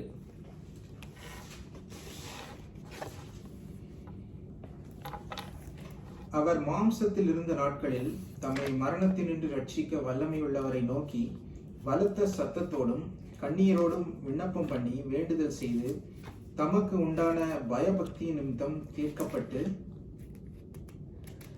ஆண்டவராகிய இயேசுவே பலத்த சத்தத்தோடும் கண்ணீரோடும் விண்ணப்பம் பண்ணினாராம். அவரே இந்த வாழ்க்கை போராட்டத்தை உலகத்தில் நமக்கு ஒரு மாதிரியாக வாழ்ந்து காட்டினார். அவர் தெய்வமாக இருந்தோம். கண்ணீரோடும் பலத்த சத்தத்தோடும் மாம்சத்தில் இருந்த நாட்களில் அவர் வேண்டிக் கொண்டார்னு வேதம் சொல்லுகிறது. அப்படி அவருக்கே அது அவசியமானால் நமக்கு எவ்வளவு அவசியம் என்பதை நாம் புரிந்து கொள்ள வேண்டும். பிரியமானவர்களே, நமக்கு எவ்வளவு அவசியம் என்பதை நாம் புரிந்து கொள்ள வேண்டும். இந்த ஜெபத்தின் மூலமாக ஆண்டவரை நெருங்கி சேருகிறோம். அது மட்டும் போதாது. ஆண்டவரோடு நெருங்கி சேருவதற்கு இந்த உலகத்தில் இருக்கிற எல்லா போராட்டங்களையும் மேற்கொள்வதற்கு நமக்கு என்ன தேவை தெரியுங்களா? முதலாவது சங்கீதத்தை நான் வாசிப்போம். முதலாவது சங்கீதம் 1வது சங்கீதம் நமக்கெல்லாம் அறிமுகமான அருமையான ஒரு சங்கீதம் தான். உங்களுக்கெல்லாம் தெரிந்த சங்கீதம் தான். 1ஆம் சங்கீதம் 1-2 வசனங்கள். துன்மார்க்கருடைய ஆலோசனையில் நடவாமலும் பாவிகளுடைய வழியில் நெல்லாமலும் பரியாசக்காரர் உட்காரும் இடத்தில் உட்காராமலும் கர்த்தருடைய வேதத்தில் பிரியமாயிருந்து இரவும் பகலும் அவருடைய வேதத்தில் தியானமாய் இருக்கிற மனுஷன் பாக்கியவான். அதாவது கர்த்தருடைய வேதத்தை தியானித்து கொண்டிருக்கிறவனாக இருக்க வேண்டும். கர்த்தருடைய வேதத்தை தியானிக்கிற மனிதனாக காணப்பட வேண்டும். அப்படிப்பட்ட மனிதன் அவன் செய்வதெல்லாம் வாய்க்கும் என்று வசனம் சொல்கிறது. 6ஆம் வசனம் சொல்கிறது, நீதிமான்களின் வழியை கர்த்தர் அறிந்திருக்கிறார். அந்த வசனத்தில் அந்த 1ஆம் சங்கீதத்தில் நான் பார்க்கறது என்ன அப்படின்னா, துன்மார்க்கருடைய ஆலோசனை, பாவிகளுடைய வழி, பரியாச உட்காரும் இடம், இவையெல்லாம் இந்த அந்தகார லோகாதிபதி நமக்காக வைத்திருக்கிற செக் பாயிண்ட். இதில் இருந்தெல்லாம் தப்பிச்சு தன்னை பரிசுத்தமாய் பாதுகாத்து கொள்ள வேண்டும் என்று நினைக்கிற தேவனுடைய பிள்ளை அவன் தேவனுடைய வார்த்தையை தியானித்து கொண்டிருப்பவனாக இருக்க வேண்டும். He should be meditating the word of God. He should be meditating the word of God. ஆண்டவருடைய வார்த்தையை அவன் தியானித்து கொண்டிருப்பதனாலே அவன் வெற்றி பெறுகிறான். அவன் நீதிமான்களின் வழியை ஆண்டவர் அறிந்திருக்கிறார் என்று வசனம் சொல்வது போல அவன் ஆண்டவருடைய வழியில நிலைத்திருக்கிறான். தேவனுடைய வசனம் அவனை காத்து கொள்கிறது. 119ஆம் சங்கீதத்தில் அதை நாம் வாசிக்கிறோம். 119ஆம் சங்கீதம் 9ஆம் வசனம் 11ஆம் வசனம். வாலிபன் தன் வழியை எதினால் சுத்தம் பண்ணுவான், உமது வசனத்தின்படி தன்னை காத்து கொள்ளுகிறதுனால் தானே. நான் உமக்கு விரோதமாய் பாவம் செய்யாதபடிக்கு உமது வாக்கை என் இருதயத்தில் வைத்து வைத்தேன். நான் உமக்கு விரோதமாய் பாவம் செய்யாதபடிக்கு உமது வாக்கை என் இருதயத்தில் வைத்து வைத்தேன். ஆண்டவருடைய வாக்கு, தேவ வாக்கு இருக்க வேணும். உலகத்தில் நாம் போராடுகிற போராட்டத்தில் வெற்றி பெறுவதற்கு ஜெபத்தில் நாம் போராட வேண்டும். தேவனுடைய வார்த்தையை தியானித்து தியானித்து அதை மனதில் இருத்தி கொள்ள வேண்டும். தினந்தோறும் ஆண்டவருடைய வார்த்தைகள் நம் மனதில் பதிந்திருக்க வேண்டும். The word of God should be in our heart. Our heart should be filled with the word of God. தேவனுடைய வார்த்தையினால நிறைந்திருக்க வேண்டும். இன்றைக்கு அதற்கெல்லாம் நமக்கு நேரம் இருக்கிறதா யோசிச்சு பாருங்க. அநேகர் இன்றைக்கு இதெல்லாம் சாதாரணமாக எடுத்துக்கொள்கிறோம். நிறைய பேர், அநேகருக்கு இதற்கு நேரம் இருக்கிறதான்னு எனக்கு தெரியல. ஜெபத்திற்கு நேரம் இல்லை, அநேகருக்கு வேதம் வாசிக்க நேரம் இல்லை. அப்படி என்றால் இந்த வாழ்க்கை போராட்டத்தை நீங்கள் போராடி ஜெயிக்க முடியாதுங்க. தயவு செய்து ஆண்டவருடைய சமூகத்தில் காத்துருங்க, ஜெபத்தில் காத்துருங்க, வேத வசனத்தை தியானிக்கிறத தவறாமல் தியானிங்க. இதெல்லாம் நீங்கள் சரியாக செய்யலைன்னா இந்த வாழ்க்கை போராட்டத்தில் நாம் வெற்றி பெற முடியாது. பிரியமானவர்களே, நாம் வெற்றி பெற முடியாது. கவனம், ஜாக்கிரதை. இந்த வாழ்க்கை போராட்டத்தில் நாம் வெற்றி பெற முடியாது. ஜாக்கிரதை. கவனமாக நாம் இருக்க வேண்டும், கவனமாக இருக்க வேண்டும். இப்படித்தான் நாம் போராட வேண்டும். இது ஒரு முக்கியமான ஒரு காரியம். அதுக்கப்புறம் எதற்காக நாம் போராடுகிறோம் அப்படின்னு சொன்னால், நம்முடைய விசுவாசத்துக்காகவே நாம் போராட வேண்டி இருக்கிறது. ஏற்கனவே நாம் வாசிக்க கேட்ட 1 தீமோத்தேயு 6:12 விசுவாசத்தின் நல்ல போராட்டத்தை போராடுன்னு தான் பவுல் சொன்னார். It's a fight of faith to keep up our faith. நம்முடைய விசுவாசத்தை காப்பாற்றி கொள்வதற்கான ஒரு போராட்டம் என்று நாம் பார்க்குறோம். யூதா 1ஆம் அதிகாரம் 3ஆம் வசனத்தை நான் வாசிக்க கேட்போம். யூதா 1ஆம் அதிகாரம் 3ஆம் வசனம். பிரியமானவர்களே, பொதுவான ரட்சிப்பை குறித்து உங்களுக்கு எழுதும்படி நான் மிகவும் கருத்துள்ளவனாய் இருக்கையில், பரிசுத்தவான்களுக்கு ஒரு விசை ஒப்பு கொடுக்கப்பட்ட விசுவாசத்திற்காக நீங்கள் தைரியமாய் போராட வேண்டும் என்று உங்களுக்கு எழுதி உணர்த்துவது எனக்கு அவசியமாய் கண்டது. விசுவாசத்திற்காக போராடணும். விசுவாசம் என்ன? ஏதோ ஆண்டவர் நம்புறது அப்படி இல்லை. 2 தீமோத்தேயு 1:12 வாசிக்க கேட்போம். 2 தீமோத்தேயு 1:12.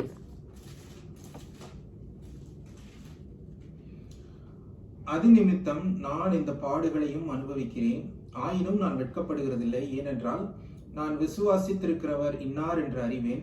நான் அவரிடத்தில் ஒப்பு கொடுத்ததை அவர் அந்நாள் வரைக்கும் காத்துக்கொள்ள வல்லவராயிருக்கிறார் என்று நிச்சயித்தும் இருக்கிறேன். பாருங்க, விசுவாசம் என்ன அர்த்தம்னா, என் வாழ்க்கையை நான் ஒப்படைச்சிட்டேன், ஆண்டவர்கிட்ட நான் ஒப்பு கொடுத்துட்டேன். என் வாழ்க்கையை ஆண்டவருடைய கையில் ஒப்பு கொடுத்துட்டேன்னா என் லைஃப் ஸ்டைல், என்னுடைய வாழ்க்கை, என்னுடைய நினைவு, என்னுடைய சிந்தை, நடந்து கொள்ளும் விதம், என்னுடைய நோக்கம், லட்சியம் எல்லாம் மாறி போச்சுங்க. அதான் பவுல் சொல்கிறாரு.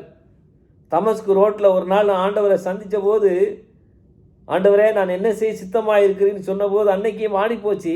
அன்றைக்கி வாழ்க்கையை ஒப்பு கொடுத்துட்டேன், வாழ்க்கையை முழுசும் நான் அர்ப்பணிச்சுட்டேன். அதுக்கு பேர் தான் விசுவாசம். அந்த விசுவாசி அர்ப்பணித்ததுனால, நான் ஆண்டவரை நம்பினதுனால, விசுவாசித்ததுனால, அவர்கிட்ட நான் ஒப்பு கொடுத்ததுனால நான் சந்தோஷமாக இருக்கேன். எதை வேண்டுமானாலும் சகித்து கொள்கிறேன். நான் விசுவாசித்திருக்கிற ஆண்டவர் இன்னார் என்று அறிவேன். I know in whom I believe. அவரை நான் அறிவேன், எனக்கு தெரியும். அவருக்கும் எனக்கும் நல்ல பழக்கம் இருக்குது. நாங்கள் 2 பேரும் பழகிக்கொண்டே இருக்கிறோம், பேசிக்கொண்டே இருக்கிறோம். அவருக்கு என் வாழ்க்கையை ஒப்பு கொடுத்துருக்கிறேன். இந்த ஒப்பு கொடுத்த இந்த வாழ்க்கைக்காக தான் தீமோத்தேயு இந்த பாடுகளெல்லாம் நான் அனுபவிக்கிறேன். ஆமாம், இந்த விசுவாசத்தின் போராட்டத்தை போராடுறதுக்கு தான். எத்தனையோ பாடுகளை நான் அனுபவிக்கிறேன், பரவாயில்ல. இது விசுவாசத்திற்கான போராட்டம். விசுவாசத்திற்கான போராட்டம். நம்முடைய ஆண்டவருக்காக அர்ப்பணித்த வாழ்க்கை இருக்குதே, இந்த வாழ்க்கையை பாதுகாத்து கொள்வதற்கு நம்ம போராட வேண்டி இருக்கிறது. We have to fight. ஆண்டவருக்காக அர்ப்பணித்த இந்த வாழ்க்கையை நம்ம தொடர்ந்து வெற்றியோடு நடத்துவதற்கு நாம் போராட வேண்டி இருக்கிறது. we have to fight, we have to fight, we have to fight to keep up the faith that we have, the life that we have surrendered to God. ஆண்டவருக்காக ஒப்பு கொடுக்கப்பட்ட இந்த வாழ்க்கைக்காக அதை பாதுகாத்துக் கொள்வதற்காக நாம் தொடர்ந்து போராட வேண்டி இருக்கிறது. பிரியமானவர்களே, நாம் தொடர்ந்து போராட வேண்டி இருக்கிறது. இது விசுவாசத்திற்கான ஒரு போராட்டம். நாம் ஜாக்கிரதையாக இருக்க வேணும், கவனமாக இருக்க வேணும். ஏனதானோன்னு சொல்லி விட்டுவிடக்கூடாது. பவுல் போராடினார். அது மட்டும் இல்லை, இப்போ என்ன காத்து கொடுக்குறோம், நம்மை காத்து கொள்வது முதலாவது பெரிய விஷயம். பரிசுத்தமாக இருப்பதற்காக போராடுகிறோம், ஜெபத்தில் போராடுகிறோம். நம்முடைய விசுவாச வாழ்க்கை, நம்முடைய ஆண்டவருக்காக அர்ப்பணிக்கப்பட்ட அந்த வாழ்க்கையை பாதுகாத்து கொள்ள போராடுகிறோம். அது அடுத்த மிக முக்கியமான போராட்டம் என்னவென்றால், பிலிப்பியர் 1:27. பிலிப்பியர் 1:27. இந்த போராட்டத்தில் இருக்கிற எல்லாருக்கும் இந்த போராட்டம் உண்டு. நான் வந்து உங்களை கண்டாலும் நான் வராமல் இருந்தாலும் நீங்கள் ஒரே ஆவியிலே உறுதியாய் நின்று ஒரே ஆத்துமாவினாலே சுவிசேஷத்தின் விசுவாசத்திற்காக கூட போராடி எதிர்க்கிறவர்களால் ஒன்றிலும் மருளாதிருக்கிறவர்கள் என்று உங்களை குறித்து நான் கேள்விப்படும்படி எவ்விதத்திலும் நீங்கள் கிறிஸ்துவின் சுவிசேஷத்திற்கு பாத்திரராக மாத்திரம் நடந்து கொள்ளுங்கள்.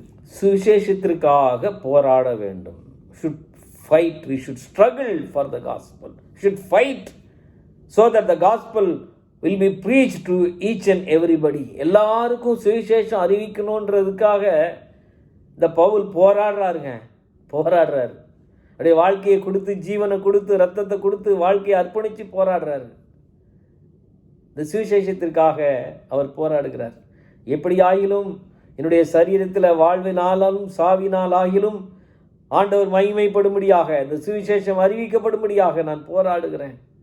என்னை அடிக்கிறாங்க, ஆனாலும் சுவிசேஷம் பிரபலியமாகிறது. கர்த்தருக்கு ஸ்தோத்திரம். இந்த சுவிசேஷம் அறிவிக்கப்படுவதற்காக அவர் அடிக்கப்பட்டேன்னு சொல்றாரு, அவர் பட்னியா இருந்தேன்னு சொல்றாரு, குளிர்ல இருந்தேன்னு சொல்றாரு, அவர் வாரினால் அடிக்கப்பட்டேன்னு சொல்றாரு, எவ்வளோ பாடுகள் பட்டாரு. ஆனால் அவர் போராடுகிற விஷயம் என்னன்னா, எப்படியாவது தேவனுடைய அன்பு, அவருடைய சுவிசேஷம் அறிவிக்கப்பட வேணும். அம்மா, உங்களுக்காக ஒரு ஆண்டவர் மரித்தார். அம்மா, உங்களுக்காக இயேசு சிலுவை சுமந்தாரு. இயேசு கிறிஸ்து சிலுவையில் அடிக்கப்பட்டார். ஐயா, உங்களுக்காக இயேசு கிறிஸ்து சிலுவையில் அடிக்கப்பட்டாரு. உங்கள் பாவங்களை மன்னிக்கிறார், உங்களை நேசிக்கிறார், உங்களுக்கு விடுதலை கொடுக்கிறாரு. நித்திய ஜீவனை, நீடூழி வாழ்வை அவருடைய ராஜ்யத்தில் கொடுக்கிற ஒரு ஆண்டவர் இருக்கிறார். மரித்தார், 3ஆம் நாள் உயிர் தெழுந்தார். சகல வல்லமை உள்ள ஒரு ஆண்டவர் இருக்கிறாரு. சொல்லணும். இதை சொல்வதற்குத்தான் வாழ்க்கையே இருக்கிறது. அதற்கு தான் ஒரு பெரிய போராட்டம் இருக்கிறதுன்னு சொல்றார். அநேக ரெஃபரன்ஸ் நான் கொடுக்கலாம், நேரம் இல்லை. சுவிசேஷத்திற்காக போராடுகிற தேவனுடைய பிள்ளைகளா நீங்கள்? தேவனுடைய சுவிசேஷம் அறிவிக்கப்பட வேண்டும் என்பதற்காக ஜெபத்தில் போராடுகிறவர்களா? இல்லை, மற்ற வழியில சுவிசேஷம் அறிவிக்க வேண்டும் என்று சொல்லி போராடி சுவிசேஷ ஊழியத்தை செய்கிறவர்களா? அதற்கு ஒரு விலை கிரயம் இருக்கிறது, அதை கொடுக்கிறவர்களா? யோசித்து பாருங்கள். தேவனுக்காக போராடுகிறவர்கள், நித்திய ஜீவனுக்காக போராடுகிறவர்கள், அழியாத ஜீவ கிரீடத்தை பெறுகிற போராட்டத்தில் இருக்கிறவர்கள் கண்டிப்பாக சுவிசேஷத்திற்காக போராடியாக வேண்டும். அது ஆப்ஷன் அல்ல. நினைத்தால் செய்யலாம் ஊழியம், நினைக்காவிட்டால் விட்டுவிடலாம் என்று சொல்வதற்கெல்லாம் அல்ல. கண்டிப்பாக செய்ய வேண்டும். சுவிசேஷத்தை பிரசங்கியாதிருந்தால் எனக்கு ஐயோ என்று பவுல் சொல்வதை நாம் பார்க்கிறோம். எத்தனை பேருக்கு ஆண்டவரை அறிவித்திருக்கிறோம்? ஆண்டவருடைய சுவிசேஷ பணிக்காக எவ்வளவு சிரத்தை எடுத்துக் கொண்டிருக்கிறோம், எவ்வளவு நேரம் ஜெபித்து கொண்டிருக்கிறோம், எவ்வளவு சிரத்தை, எவ்வளவு பொறுப்புகளை நாம் எடுத்துக்கொண்டிருக்கிறோம், பயன்படுத்தியிருக்கிறோம் வாய்ப்புகளை. ஆண்டவருடைய சுவிசேஷ ஊழியத்தில் போராடும் ஊழியர்களுக்கு எவ்வளவு துணையாக நாம் இருந்திருக்கிறோம். தேவனுடைய ஊழியர்களுக்கு கடல் கடந்து பல இடங்களில், நம்முடைய மாநிலத்தை கடந்து காடுகளில், மலைகளில் பல இடங்களில் பணி செய்கிறார்களே தேவனுடைய பணியாளர்கள், அவர்களுக்கு நாம் எந்த அளவுக்கு சுவிசேஷ பணியில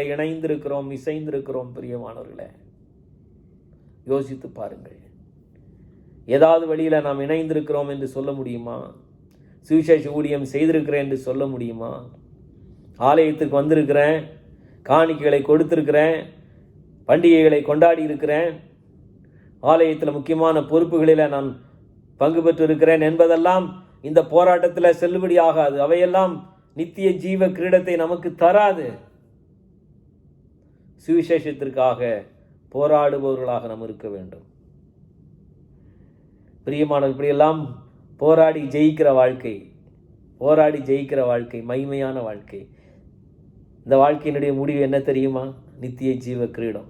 சரி, இப்படி போராடுகிறோமே, இந்த போராட்டத்தில் கஷ்டப்பட்டு நாம தான் போராடுறோம்னு நினைக்கிறீங்களா? இல்லை. சில சமயத்தில் நாம் அப்படி நினைக்கிறோம். அப்படிலாம் இல்லை. இந்த போராட்டத்தில் நம்மை தாங்கி தூக்கி சுமந்து நம்மை வழிநடத்தும் ஒரு ஆண்டவர், நம்முடைய பரம தகப்பன் இருக்கிறாருங்க. இந்த போராட்டத்தில் நீ இறுதி வரை போராடி வெற்றி பெற வேண்டும் என்று உங்கள் பரம தகப்பன் உங்களை பார்த்து கொண்டே இருக்கிறார். உங்கள் அருகிலேயே இருக்கிறாரு. உங்களை தோளில் தூக்கி சுமந்து இந்த போராட்டத்தில் உங்களுக்கு வெற்றி தர வேண்டும் என்று இருக்கிறார். அவரே தூக்கி சுமக்கிறார். உங்களுக்கு போராட்டத்தை வெற்றி பெற்று நீங்கள் அவருடைய ராஜ்யத்துக்கு வர வேண்டும் என்று இறுதி வரை போராடுகிறார். பரிசுத்த ஆவியானவர் மூலமாக நம்மோடு இருந்து இந்த போராட்டத்தை நடத்துகிறவர் அவர்தான். அவரை சார்ந்திருந்தால் போதும், அவர் நடத்துவார். அவர் நடத்துவார். டெரிக் ரேமன் என்ற ஒரு விளையாட்டு வீரர் இருந்தார். அவர் மிகச்சிறந்த ஓட்டப்பந்தய வீரர். மிகச்சிறந்த ஓட்டப்பந்தய வீரர். அவர் ஒரு பெரிய ஓட்டப்பந்தய போட்டியில் பங்கு பெறும் நாள் வந்தது. கிட்டத்தட்ட 65,000 மக்கள் அந்த போட்டியை பார்த்து கொண்டிருந்தார்கள். இந்த டெரிக் ரேமன் எப்படி வெற்றி பெற்று விடுவார் என்று மக்கள் நம்பினார்கள். மிகப்பெரிய ஒரு நல்ல ஒரு ஓட்டப்பந்தய வீரன். ஆனால் அன்றைக்கு என்ன நடந்தது என்று சொன்னால், அவர் அன்றைக்கு ஓட்டப்பந்தய ஓடிக்கொண்டிருக்கும் போதே பாதி வழியில் அவருக்கு காலில் ஒரு ஒரு பெயின், ஒரு வேதனை, வலி எங்கிருந்தோ எப்படி வந்ததுன்னு தெரியல, வந்துருச்சு. அவ்வளோ ஓட முடியல, கீழே விழுந்துட்டாரு. மக்களெல்லாம் அதிசயித்து பார்த்தார்கள் என்ன நடந்ததுன்னு. அதுக்கப்புறம் அவருக்கு ஓட முடியல. ஆனால் என்ன பண்ணார் தெரியுமா? விட்டுறல, நொண்டியாவது ஓட ஆரம்பித்தார். நொண்டி ஓட ஆரம்பித்தார். தத்தி ஓட ஆரம்பித்தார். எப்படியும் அந்த நான் வெற்றி பெறணும் இல்லையா, அந்த ஓட்ட பந்தயத்தில் பாதியில் வெளியில் வந்துடக்கூடாது, முடியல வலிக்குதுன்னு அப்படின்னு சொல்லிட்டு அவர் அந்த கடைசி அந்த கோடு, அந்த லைனை தொற்ற வேணும், அந்த எல்லை கோட்டை தொற்ற வேணும், அந்த கயிறை தொற்றுணும் அப்படின்னு ஓடுறாரு. முடியல, ஆனால் கஷ்டப்பட்டு ஓடுறாரு. பெயின், வேதனை, ஜெயிக்க போகிறதில்ல, ஆனாலும் ஓடுறாரு. அப்படி ஓடும்போது மக்களெல்லாம் அவளை பரதாமல் பார்த்து கொண்டு இருக்கிறாங்க. திடீரென்று மைதானத்துக்குள்ளே ஒரு மனிதன் நுழைகிறாரு. செக்யூரிட்டிலாம் தாண்டி ஓடுறாரு. எல்லாத்தையும் தள்ளிட்டு உள்ளே ஓடுறாரு. அந்த அருமையான அந்த டெரிக் ரேமண்டை தன்னுடைய தோளில் சாய்த்து கொண்டு அவர் சொல்கிறாரு, வேணாம், விட்டுவிடு அப்படின்னு சொல்கிறாரு. இல்லை, நான் விட மாட்டேன், நான் இப்படி ஓடி அந்த கோட்டை தொட வேணும்னு சொல்கிறான். அவர் யாருன்னு சொன்னால் அவருடைய தகப்பனார், டெரிக்கினுடைய தகப்பனார் அவர். சரி மகனே, பரவாயில்ல, நம்ம 2 பேரும் ஓடுவோம்னு சொல்லி அவனை தோளிலே சாய்த்து கொண்டு அவனுடைய பலத்தை எல்லாம் தன்மேல எடுத்துக்கொண்டு அவனை தாங்கியவாறு அவரும் சேர்ந்து அந்த எல்லை கோட்டை நோக்கி அவர்கள் பயணிக்கிறார்கள். கிட்டத்தட்ட அவர் எல்லை நோக்கி மிகுந்த வேதனையோடு அவனும் ஓடிவிட்டான். நடந்து ஓடி எப்படியோ எல்லை கோட்டை தொடும் நிலைக்கு வந்து விட்டார்கள். எல்லை கோட்டுக்கு பக்கத்தில் வரும்போது இன்னும் 2 அடிகளில் தொட்டு விடலாம் நினைக்கும் போது இந்த தகப்பனார் என்ன பண்ணார்? அவரை விட்டுட்டாரு. ஏனென்றால் நீ தான் ஓட்டப்பந்தய வீரன், நான் கூட இருந்து நான் ஜெயிக்கலை, நீ தான்ப்பா ஜெயிக்கணும்னு சொல்லி பக்கத்தில் வந்த பிறகு விட்டுட்டார். இவர் மெதுவாக அந்த எல்லை கோட்டை தொடுகிறார். Derek ramen. 65,000 மக்களும் எழுந்து நின்று கரவொலி எழுப்பி அவரை வாழ்த்துகிறார்கள். அவன் பெரிய வீரன், அவன் தோற்று விட்டான் அன்றைக்கு, ஆனால் அவன் ஓடி முடித்து விட்டான். பாதியில் ஓட்டத்தை விட்டு ஓடவில்லை. மகா வேதனை இருந்தாலும், காலில் தீராத வலி அதன் அவனை பாடுபடுத்தினாலும், இந்த ஓட்ட பந்தயத்தில் நான் பங்கு பெற்றிருக்கிறேன், என்னுடைய தேசத்துக்காக நான் அதில் இருக்கிறேன், என்னுடைய தேசத்துக்கு அவமானம் வந்துவிடக்கூடாது, பாதி வழியில் வந்துவிடக்கூடாது நான் என்று சொல்லி அவன் எல்லை கோட்டை தொட்ட பிறகு அவனுடைய தகப்பனார் அவனை தழுவி கொண்டார். 65,000 மக்களும் எழுந்து நின்று கரவொலி எழுப்பினார்கள். பிரியமானவர்களே, இந்த வாழ்க்கை போராட்டத்தில் நம்முடைய பரம தகப்பன் நம்மோடு இருக்கிறார். என் பையன் ஓடி ஜெயிச்சிடணும், என் பையன் ஓடி ஜெயிச்சிடணும்னு பரம தகப்பன் நம்மோடு இருக்கிறார். நம்மை அப்படியே தோளில் தூக்கி சாய்ந்து நம்முடைய பாரத்தை எல்லாம் தன்மேல் எடுத்துக்கொண்டு நம்மை தோளில் தூக்கி சுமந்து நம் தேவனுடைய ராஜ்யம் அடையும் வரைக்கும் நம்மை சுமக்கிற அருமையான ஆண்டு இருக்கிறார்.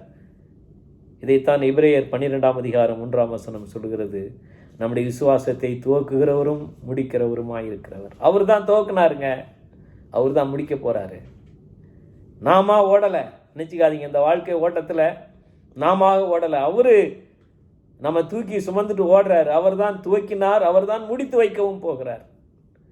அப்படிப்பட்ட இந்த அருமையான வாழ்க்கை ஓட்டம் பிரியமானவர்களே, நாம் இறுதி வரைக்கும் ஓடி வெற்றி பெற வேணும். நமக்கு ஜீவ கிரீடம் காத்திருக்கிறது. ஒருவேளை இந்த வசனத்தை எல்லாம் யாரோ மரித்த பிறகு மரண நினைவு நாள் கூட்டத்தில் வாசிக்கிறாங்க, அதோட அதை மக்கள் மறந்துடுறாங்க. இல்லை, ஒவ்வொரு நாளும் நம் நினைவுபடுத்தி கொள்ள வேண்டிய ஒரு வசனம். அந்த வசனத்தை வாசிக்க கேட்போம். 2 தீமோத்தேயு 4:6. 2 தீமோத்தேயு 4:6.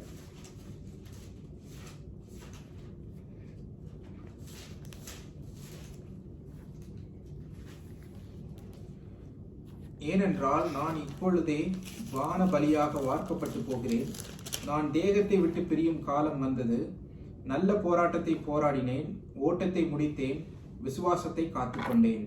அடுத்ததும், இது முதல் நீதியின் கிரீடம் எனக்காக வைக்கப்பட்டிருக்கிறது. நீதியுள்ள நியாயாதிபதியாகிய கர்த்தர் அந்நாளிலே அதை எனக்கு தந்தருளுவார்.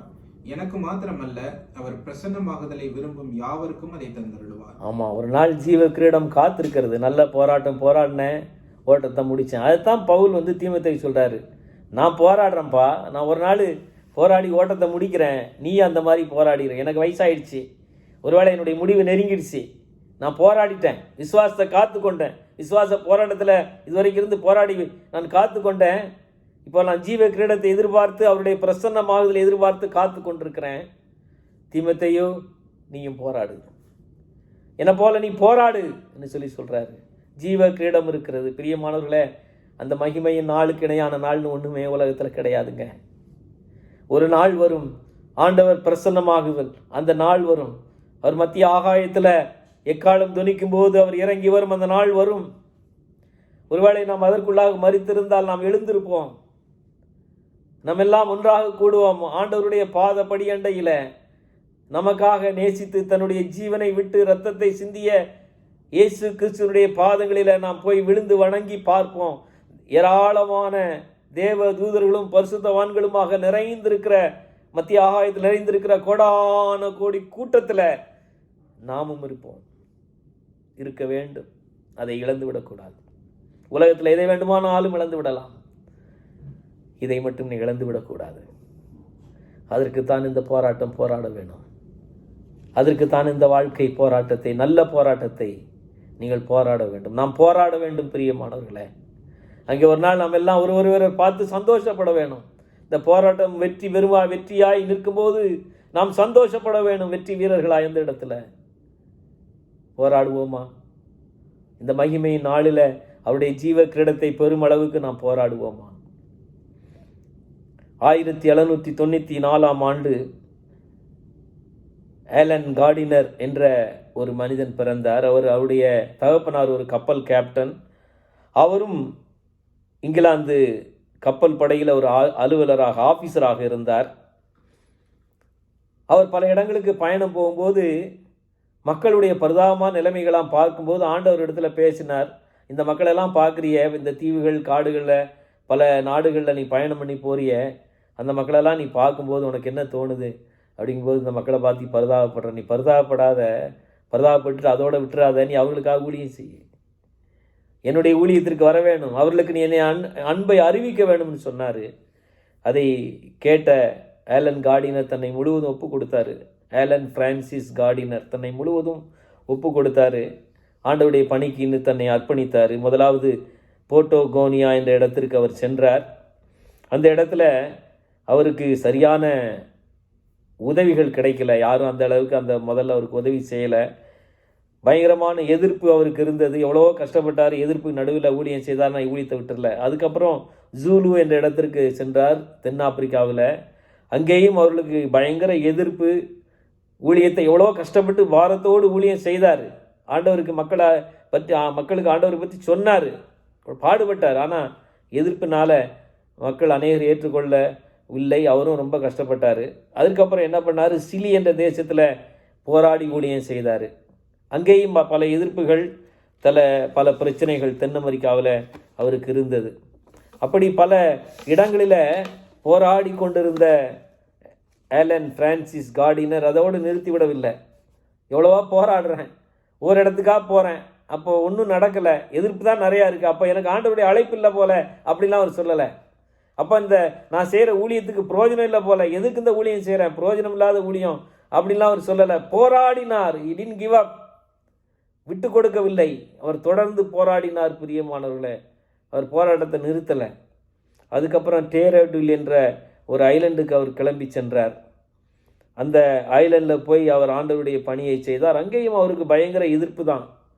ஆனால் கொஞ்சம் மக்கள் ஆண்டவரை ஏற்றுக்கொண்டார்கள். ஆனாலும் போராடி பல இடங்களுக்கு பயணம் செய்து கொண்டே இருந்தார். நான் சுருக்கமாக சொல்கிறேன், he was a man who was fighting for the gospel of Jesus Christ.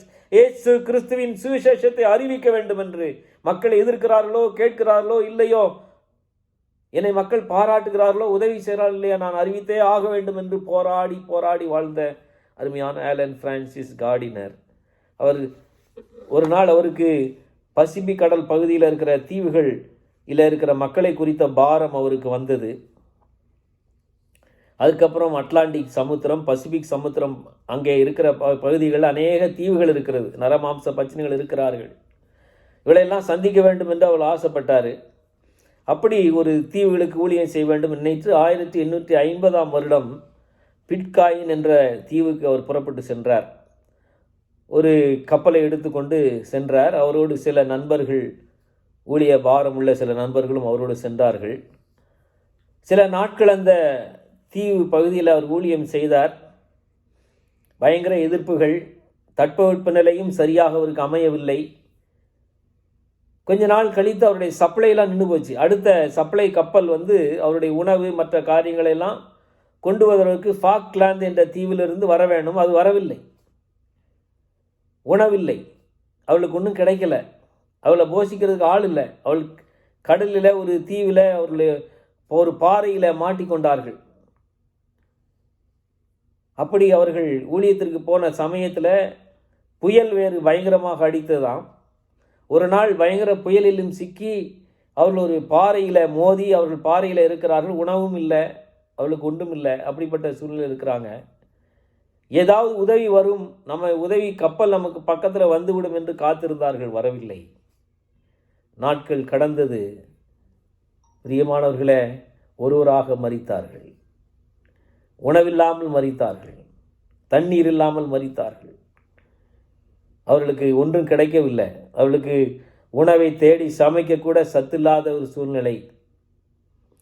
அவர்கள் அப்படியே சோர்ந்து போய் ஒருவராக அவர்கள் படுத்து விட்டார்கள். ஜெபத்தோடு கூட, ஆண்டவரே எனக்கு இப்படி ஆகிவிட்டதே, பரவாயில்லை ஆண்டவரே, நாங்கள் உங்களுடைய ஊழியத்திற்கு வந்தோம், எங்களால் முடியவில்லையே, உங்களுடைய சுவிசேஷ ஊழியத்தை எங்களால் சொல்ல முடியவில்லையே, செய்ய முடியவில்லையே என்ற வேதனை அவர்களுக்கு இருந்தது. கடைசியாக அந்த கப்பலின் உடைந்த கண்ணாடி துண்டுகளை எடுத்து, அதில் நாங்கள் இத்தனை பேர் நாங்கள் ஆண்டவருடைய பணிக்காக வந்தோம், நாங்கள் செத்து கொண்டிருக்கிறோம், ஒருவேளை நாங்கள் செத்து விடுவோம், தயவு செய்து யாராவது எங்களை பற்றி தெரிந்தால் ஆண்டவருடைய ஊழியத்தை தயவு செய்து செய்யுங்கள் என்று சொல்லி, இந்த தீவுகளுக்கு ஆண்டவருடைய சுவிசேஷ ஊழியத்தை செய்யுங்கள் என்று சொல்லி எழுதிவிட்டு, செப்டம்பர் மாதம் 6ஆம் தேதி கிபி 1851ஆம் ஆண்டில் இந்த ஆலன் பிரான்சிஸ் கார்டினரும் மரித்து போனார்.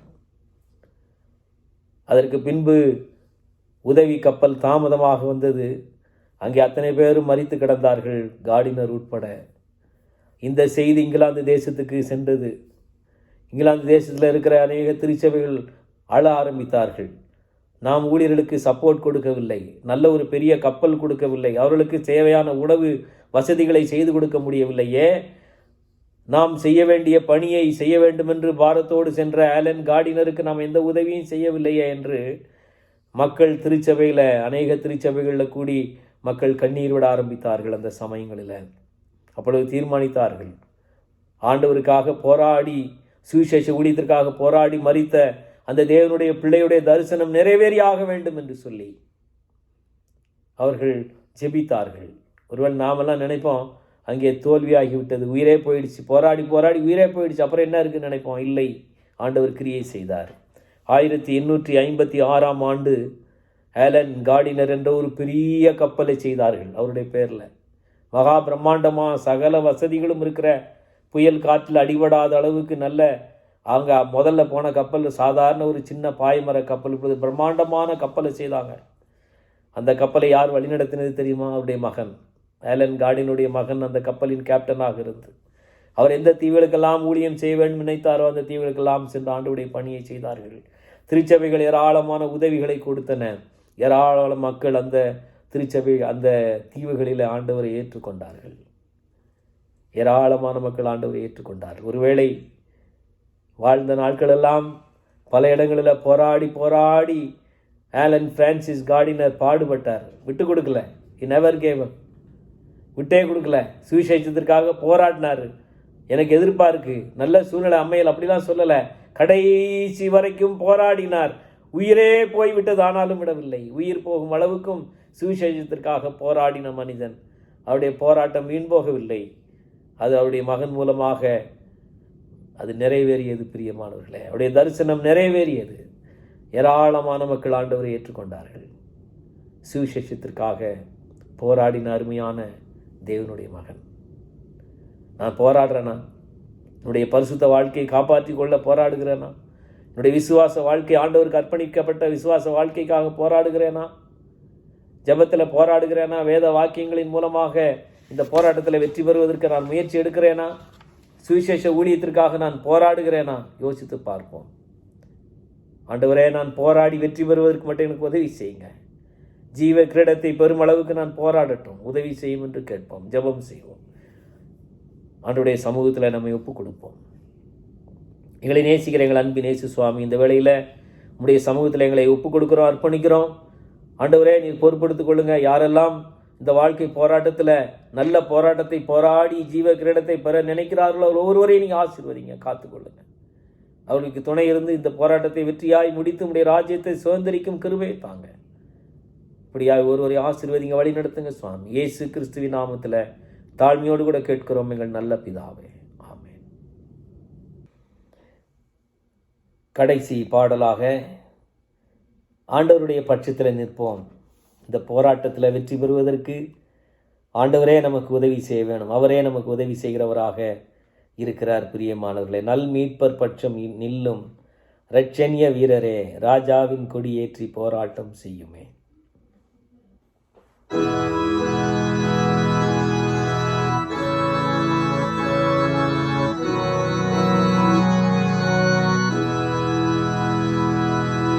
நல் மீட்பர் பட்சம் நில்லும் இரட்சணிய வீரரே, ராஜாவின் கோடி ஏற்றி போராட்டம் செய்யுமே.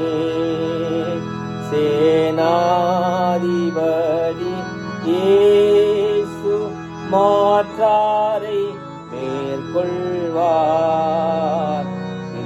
வெற்றி கிரீடம் சூடி செங்கோலும் போற்றுவார். நல் மீட்பர் பட்சம் நில்லும் ஏகாழம் ஊதுங்கால், போர்க்கோலத்தோடு சென்று மெய்வீசு வாசத்தால், அஞ்சாமல் ஆன்மையோடு போராடி வாருமே. ஈசாசின் தீரள் சேனை நீர் வீழ்த்தி வெல்லுமே. நல் மீட்பர் பட்சம் நில்லும் வீர சூரமும், நம்பாமல் திவ்ய சக்தி பெற்ற யோகியும்,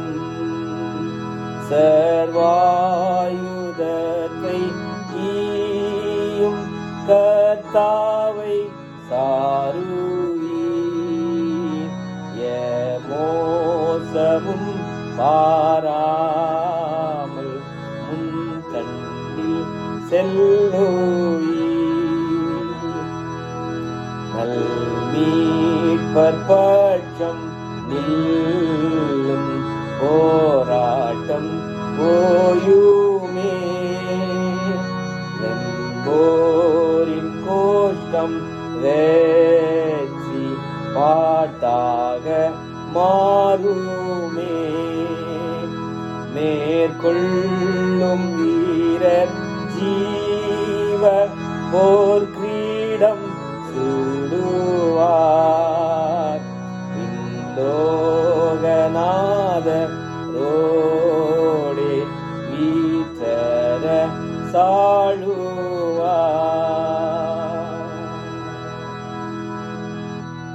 நாம் ஜெபம் செய்வோம். எங்களை நேசிக்கிற எங்கள் அன்பின் ஆண்டவரே, இந்த நாளில் நீர் எங்களோடு கூட பேசினதற்காகவும் உடைய கிருபைக்காகவும் உமக்கு நன்றி செலுத்துகிறோம். உடைய கரத்தில் எங்களை அர்ப்பணிக்கிறோம், ஒப்புக் கொடுக்கிறோம். ஆண்டவரே, இந்த வாரம் முழுவதும் உடைய பிரசன்னம் உடைய கிருபை எங்களோடு கூட இருப்பதாக எங்களை வழிநடத்தும். ஆண்டவரே, நாங்கள் உமக்காக நல்ல போராட்டத்தை போராடி முடிக்க தேவரீர் எங்களுக்கு உதவி செய்வீராக. உடைய கரத்தில் எங்களை அர்ப்பணிக்கிறோம், ஒப்புக் கொடுக்கிறோம். நீர்தாமை எங்களை பொறுப்படுத்திக் கொள்ளுங்க, வழி நடத்துங்க, தேவையில் எல்லாவற்றையும் சந்திங்க. ஆண்டவரே, உடைய கருத்தினாலே தொட்டு சுகப்படுத்துங்க, பலப்படுத்துங்க. ஆண்டவரே, எல்லோரும் ஆண்டவரே பரம ராஜ்யத்தின் அழைப்புக்கு ஆண்டவரே தகுதியானவர்களாக போராடி வெற்றி பெறும் கிருபை பெற்றவர்களாக இருக்க உதவி செய்யும். ஒருவரை ஆசீர்வதியும். இந்த ஆராதனையில் பங்கு பெற்ற ஒருவருக்காக நன்றி செலுத்துகிறோம்.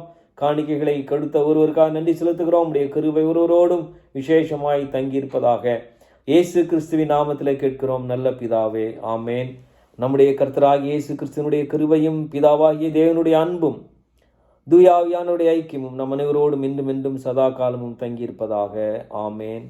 என் ஆத்துமாவே கர்த்தரை ஸ்தோத்ரி, என் முழு உள்ளமே அவருடைய பரிசுத்த நாமத்தை ஸ்தோத்ரி. என் ஆத்துமாவே கர்த்தரை ஸ்தோத்ரி, அவர் செய்த சகல உபகாரங்களையும் மறவாதே, ஆமேன்.